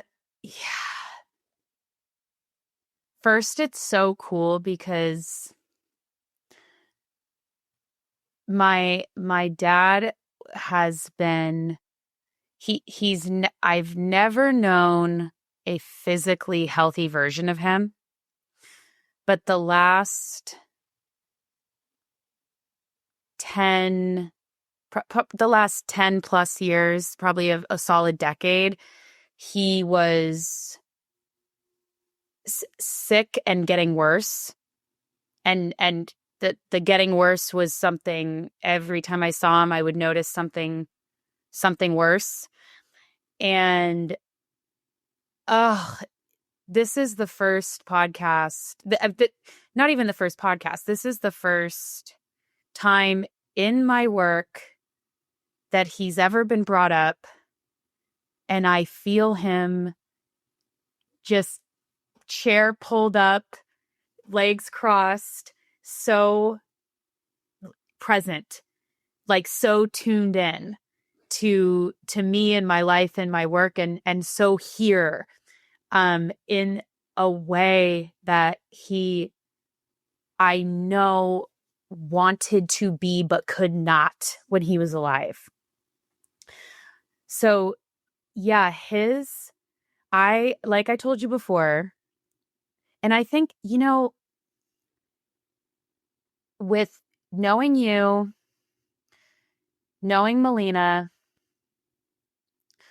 when Melina's mom was getting worse while she was pregnant, I remember creating space for her. And in that space, not from projection, but from that space, feeling this thread of, I think this is going to happen to me too. Yeah, there's something here. Mm-hmm. But not, it's like her and her mom's relationship was so wildly different than mine and my dad's. There's, every experience is so different, but there was that like supporting Melina and witnessing Melina is offering me a point of resource for something I think I will walk through my own version of. And that was when it really started to click for me that this was probably going to happen. either while I was pregnant or not soon after giving birth. I even was like, it could happen the day I give birth. Because in my family, the way people choose to leave, it's like Kara's always like, your family is crazy. The way people come in and leave and the dates and how it all happens. But so I had a feeling my dad was going to die. And like I told you, he died the day I was going to tell him I was pregnant. And I was actually not, I was nervous to tell him I was pregnant, because I knew it would be so hard for him to know that. And there was even this part of me that was like, it could kill him if I told him. And when I found out he had died, and I shared this with you before, but I'll say it again. I had, yes, I was shocked. Yes, I was sad. But never before have I felt such an ecstatic release from the physical. And I felt him here, finally looking around. You're pregnant. Look at your life. Look at your marriage. Look at who you are. I felt him just in awe and getting to have every experience that he couldn't but wanted to so badly, and getting to have it free of shame and free of fear. And I felt him like instantly meet the baby. The baby was like laughing at me, like, you think I don't know your dad? Like, just this. And yes, it's intense to have something like that happen while being pregnant, but it happened while I was pregnant for a reason. And I have grieved my dad and our relationship 1,000 times in the last 10 years. And even before that, I think I started grieving my dad young. And so it's still surreal and it's still momentous and there is still grief. But the deaths I've experienced prior to this, that I was cognizant of, is part of what you're grieving is the loss of the physical relationship. You're grieving, I can't talk to you like I used to. I can't pick up the phone. I can't see you like I used to. And that is exactly what I've spent the last 10 years grieving around my dad, is like, I miss who you were when I was a kid. I miss our relationship. I miss you being present. I miss all that. And you can't give that anymore. And so when he died, it was like, it was just like freedom, like relief, freedom, like ecstatic. I felt an aspect of my mom just waiting for him. Wow.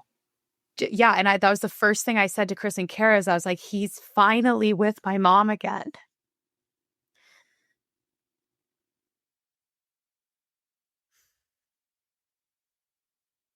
And like the dad I knew, I only knew him without her. And so I only knew him missing the love of his life. And he died exactly 30 years after her. So it was like 30 years without her. And then finally, with her again, in a way. And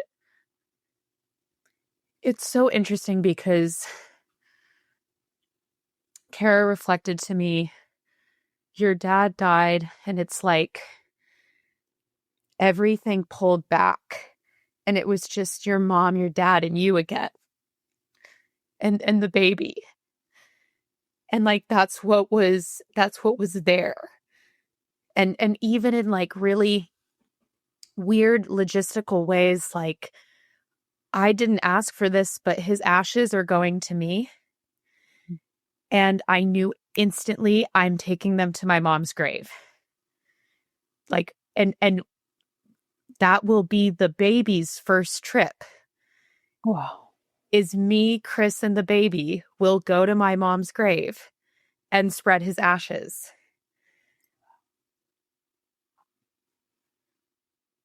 Yeah,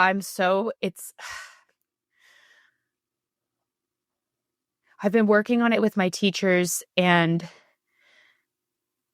I was with one of my teachers, and I said,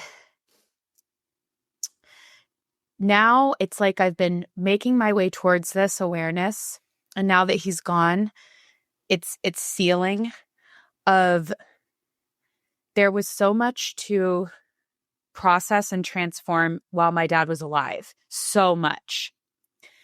And then in his death, of course, there's been new waves. And my dad gave absolutely everything he had to me. He gave absolutely everything he had. And regardless of could be infinite perceptions around that. And there is in our family, there's lots of perceptions. But I just felt so clearly that was his absolute best, and that is good. Wow. I'm receiving from you saying that. Thank you. You're welcome. Yeah.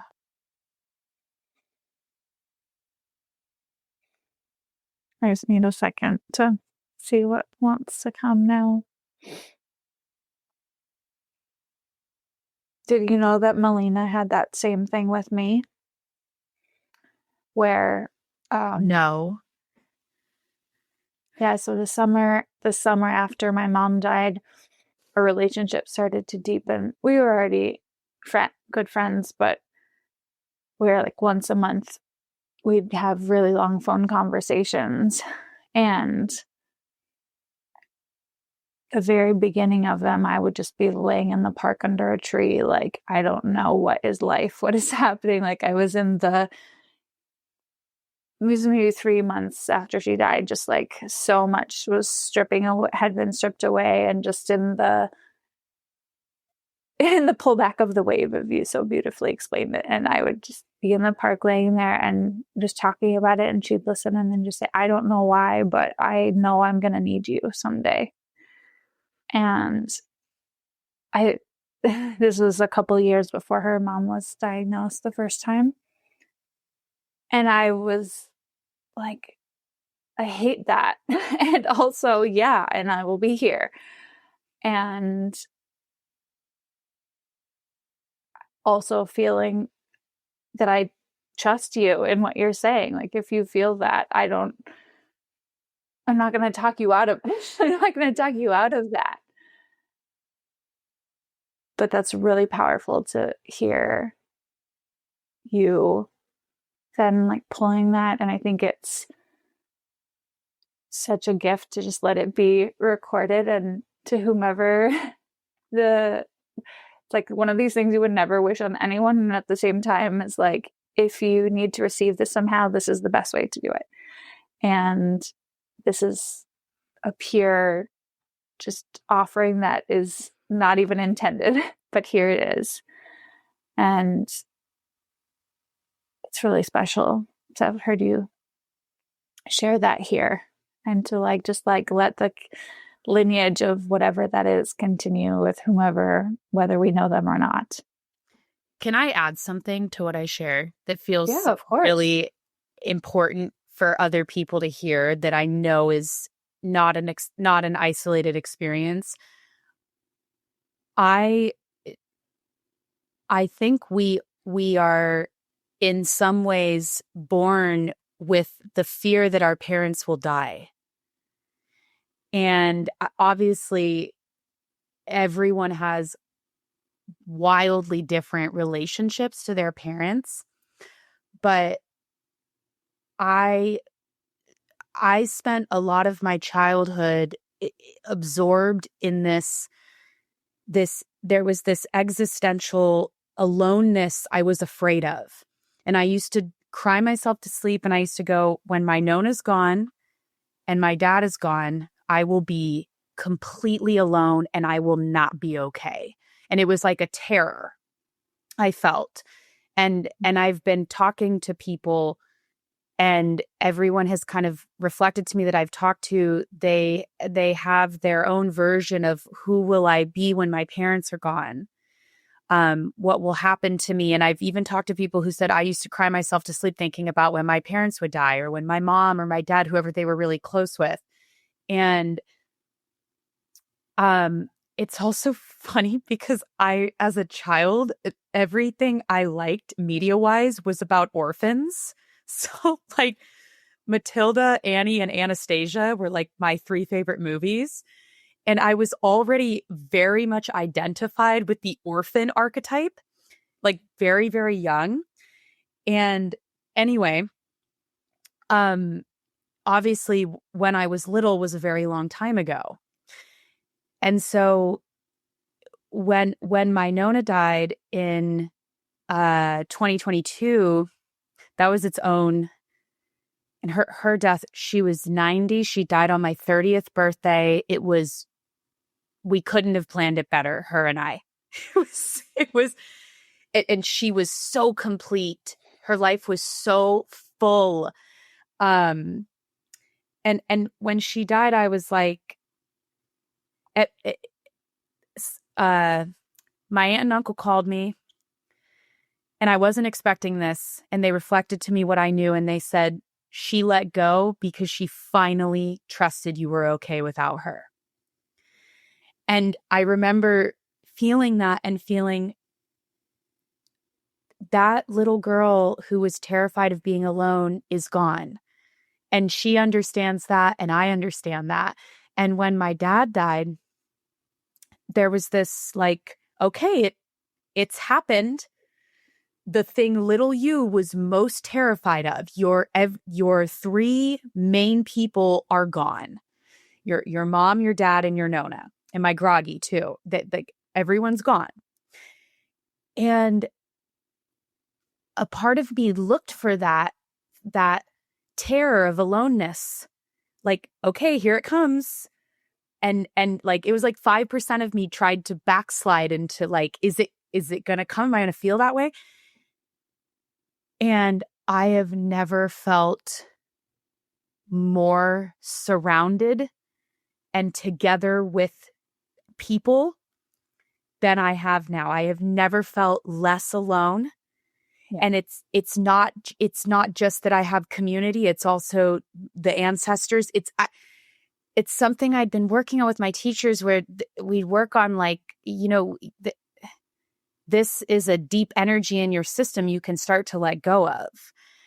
And it was to get to experience, I feel like you understand this so deeply, to get to meet yourself on the other side of your deepest fear that kept you up at night, to get to meet that version of you and recognize you're not just okay, you are more alive than you've ever been. It's like you said, you wouldn't wish the death of a parent on anyone. And when you walk through initiations like this, you also you wish what comes on anyone who wants it. You know what I mean? Like, yeah. It's the, like, one time I heard this woman say, congratulations for your pain. Yeah. And it's been horrible, but perfect. Yeah.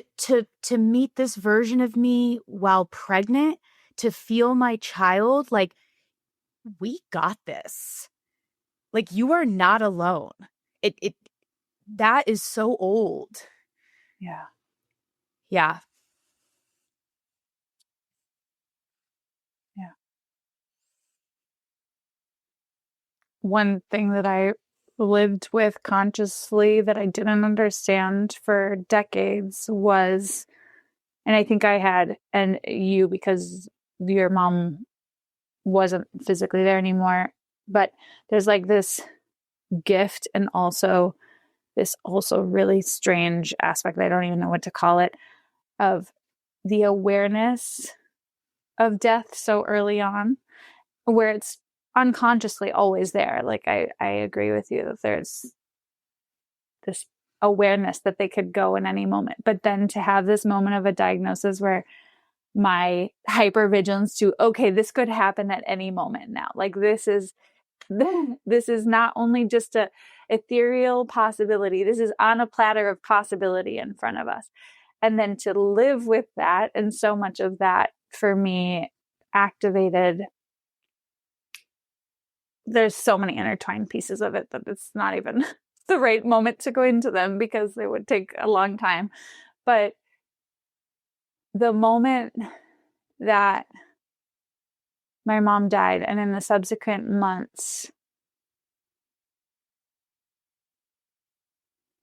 my experience of, I thought I was going to die too if she died. And I didn't realize that. I didn't realize that so much of my protection, my desire to protect and keep her alive and control all of that destiny, which is uncontrollable, is also the deep fear that was in me that I would no longer be as well. And yet I am and I'm not, right? And I am so much more alive than ever before. And at the same time, that was a huge process for me, I guess is the best way to say it. It was, wait, I didn't die? So now what? Like, what happens now? Yes, there's the grieving of her and our relationship and all of these things that didn't get to happen, that, I continue to live in those atom bomb waves that come. But then this like kind of dumbfoundedness in my system of like, wait, you're alive. Wait, what? How?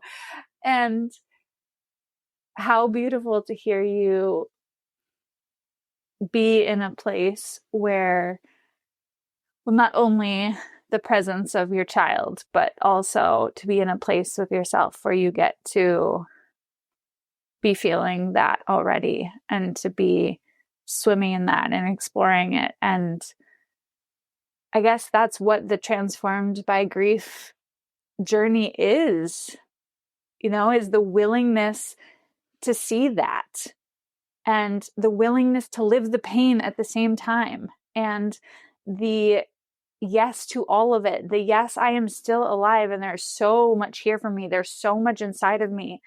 And there's so much that wants to unfold through me. And at the same time, I am not going to push away or back down from any of the ripples that cause me pain in the process, which will probably last the rest of my lifetime. Yes. Yes. And to live that in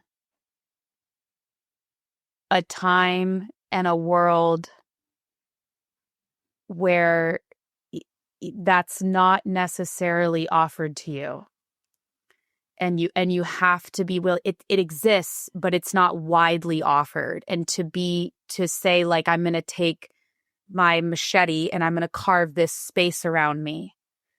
And I'm going to be in this process. And I'm going to let everyone sit outside of it and have their own responses and reactions to it. But I'm gifting this to myself. Yeah. Yeah. Just and to end, maybe just, I love, well, soft ending because there might be more, but just the gratitude I have of every time we get to share the multidimensionality of this experience and let it defy the understanding of loss and grief, and also the willingness to constantly let that change, and to know that in 1 month and 5 months and 5 years, if I'm in a different place around that, that's okay. But right now, I get to live in the relief and the pain. I get to live in the ecstasy and the pain. I remember hours, less than an hour. My mom died at our childhood home with my dad and my sister and myself and me. And there's actually a nurse there too. And it was so funny, actually.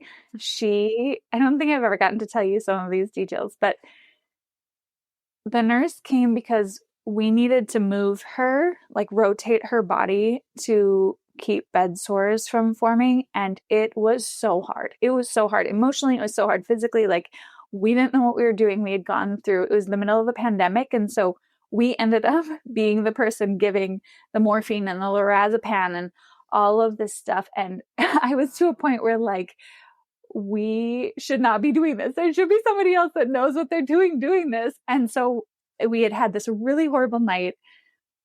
2 nights passed and I was just like, that's it. We're calling for help. And so we called and we're like, we need someone to come shift her because we are afraid. It's so painful. There's so many layers of it to think about, like moving your person and in that state. And the nurse came, and I don't even remember if she shifted her or not. She called us into the other room to have a conversation about where things were at, and basically told us like, we're getting close. And then literally we're sitting in the other room because she didn't want to talk about it in front of my mom. And she moved us into the other room and all of a sudden goes, I'm going to go check on Joanne. This is maybe like 20 minutes later, and comes in and calls us in and says she's really close to taking her last breath. And we were literally only there for her last like 3 breaths. And I was like, of course, Mom, you, in your lack of not wanting to be vulnerable and weak in front of anybody else, you waited, first of all, to know that there's somebody else to take care of us and to be with us in this process. But also, I kept feeling like she was going to die in the middle of the night because I was like, she doesn't want us to be watching her. Like, she wants us with her, but she doesn't want us watching her. And my sister had the same sense, and we both, it was just so wild. Anyways, why did I start saying all of that? Oh, a couple hours later, I needed to go pick up my dad's dog who was being boarded so that we could bring her home to smell her before they came to attend to my mom's body. And it was maybe a 15-minute drive. And I was rocking out to music in the car, and one of my best friends called me, and I was like, I don't know. It's like such a relief. And there's all this stuff. And for weeks, I had this energy I'm not relieved that my mom isn't here, but I am relieved that the suffering is no longer. And the weight of the blanket that was over our life and over my life, and that existed for so long, that didn't allow what we all wanted. It's like, thank God that is gone. And with time, there's other processes to live with it. But in that period, you said, I don't know if you said this right now or you said it earlier, but you said, it grieved him in anticipation for so long. And when the physical body is so burdened and the fight has been so long, that's something it's so complex, and we don't get to see or talk about it. And a lot of people don't die when their kids are in their 30s. And so it's also like a different experience to live it later on in your life. But yeah, I don't even know how to conclude what I want to say. There's just this deep importance of being able to share about it and to be able to invite in the full spectrum of the experience. And only in that full spectrum do we get to tap into the heart of what's really happening. Yes. I love that story. I I can like sense her personality as Joanne of like the way she left. Yeah, she didn't want that she didn't want to all of you there for a whole thing. Yeah. I think where talking to you about this is funny because you're so you're so separate from all of this. It's like not in your space at all. But the way it especially being pregnant, the way we're so conditioned to be obsessed with life and so avoidant of death, when they're actually, it's so funny, even like the way your mom, when you described it, finally released and the ecstasy, I imagine when you give birth and there's a release of it is here now, it is out of me. There's an ecstasy of like, and it's here, just like there's an ecstasy of when someone lets go. And we're the mass overlay of death is it's just horrible. It's just horribleness. That's like the main thing I see is it's both it's horrible and it kicks up for most people what they think they would experience or what they have. And it's often one of those two. It's what I have or what I think I would if this were happening to me. When exactly like you said, if you don't take that on and you're just there, it's everything. Everything is within it. And it's I think of, have you read Martine Prechtel, The Smell of Rain on Dust? No. Oh my gosh. It's like my favorite book on grief. I think the subtext is like on grief and praise. And he lived with an indigenous, I think, tribe for decades. And he studied and took part in how they related to death and grief. And he calls it On Grief and Praise because, and I'm vastly oversimplifying, but they went so deep into the full spectrum experience that there was grief and ecstasy and grief and praise and like loss and celebration became one and the same for the tribe. Wow. And the main thing they did that was like one of my huge takeaways is the moment of death, they all stopped their lives together and just created space for the whole experience. And they didn't go back to their lives until there was a point of completion for everyone. Wow. Which we can't do in the same way, but we can in our own way. Yeah.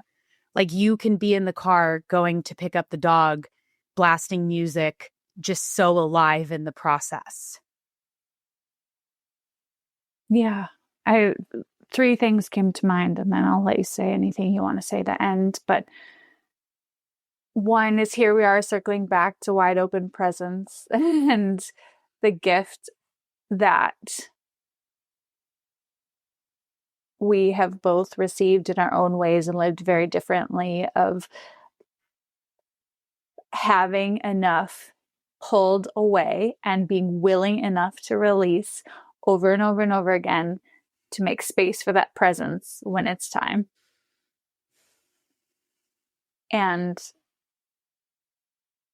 I feel like we and many people we know, and just this generation of sensitive people, intuitives, like this transformational workers, I don't know what to call us, or beings, is just like opening that possibility in the collective, because the preparation, that is the preparation that allows you to live. And not everybody gets that, and it's not needed to be able to live the moment. Like that atom bomb will offer you what you need if you are willing, you know, whether you are prepared or not. And yet, similar to that moment with my mom, and then similar to pregnancy, looking back and be like, oh, everything's been leading to here. And then now knowing that, like, yeah, and now I'm totally different than I was 4.5 years ago when that moment happened with my mom. But here I am again in that process with her, being prepared into motherhood, and everything's leading to here. And then knowing that that kind of string is going to be, there's going to be another tack on the map where that string is going to be extended over time. But so much of it has come down to, for me, the reflection of the willingness to be with what's there, and then allow the clearing, the cleansing, the letting go, whatever the word is that resonates and is true for you. And sometimes it feels pretty violent and it fucking sucks, but you know, it's not fun. But there's so much there, and so much, such a deep gift in that. And yeah, I was just thinking about that while you were talking. And then the last thing I wanted to say was, I love that you married that moment of that ecstasy of like releasing back to birth, because recently I've been thinking a lot about how, having walked somebody to that death portal, and knowing that death portal so intimate. I've actually done that with multiple people now.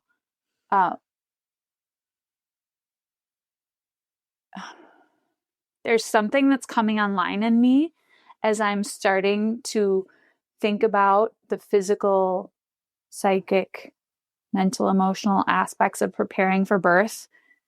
And I'm like, oh, this is circling in my energy field. Is this awareness of the marriage that I've had, of life and death right here together in the circle? And how willing am I, and how trusting am I to walk up to that threshold again? I don't have a choice. I'm going no matter what. But how open can I be in approaching that without the fear of being swept away by it? Just like and that. Yeah. And of course, many parts of me will be swept away by it, but that my body, that my aliveness, that my vitality is not going to be.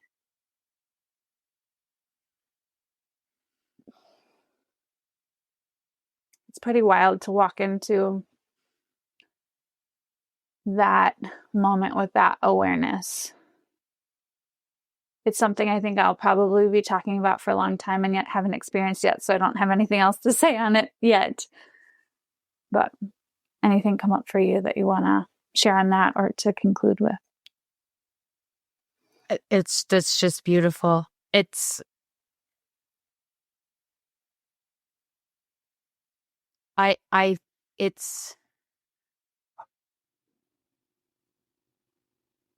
just like you. I have no idea, because I haven't experienced it.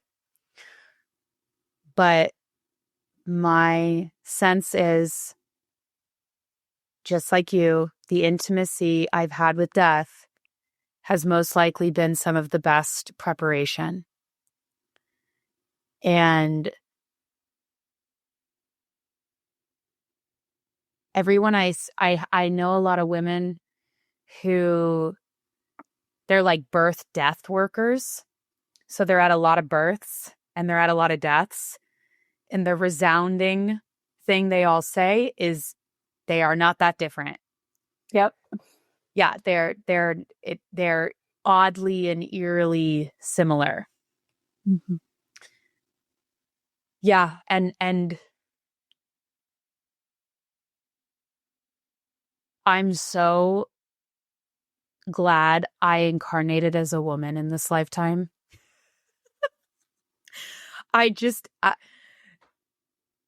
I know I've been a man before. I know I've been a woman before, but it's so cool. Yeah, it really is. Yeah. One of my friends, when I asked her if she wanted to guess the sex of the baby before I had told her, she goes, it's a girl, or it's a girl because you are so overflowing with feminine energy that that can't not be shared into another human. And I was like, wow, I've never thought about them that way, but I felt so touched as somebody that doesn't necessarily speak in those terms very often. But I was like, wow, yeah, I wouldn't have it any other way for now. And there will be other ways. There will be other ways later on. But that was pretty cool. Yeah. Thank you for being here. Let's take a second to check in if there's anything that feels incomplete or needs more space. I feel great. Me too. Yeah. I feel like a beautiful ripeness. Love that. Thank you. I love you. This is really special, and I feel like we'll get to journey back and reconnect on these things for years to come, and what a gift. I love you too.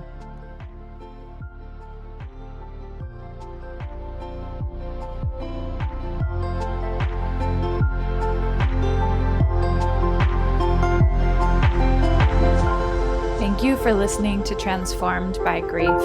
Please take a moment to rate, review, and subscribe to the show, and to share it with a loved one that needs this medicine today.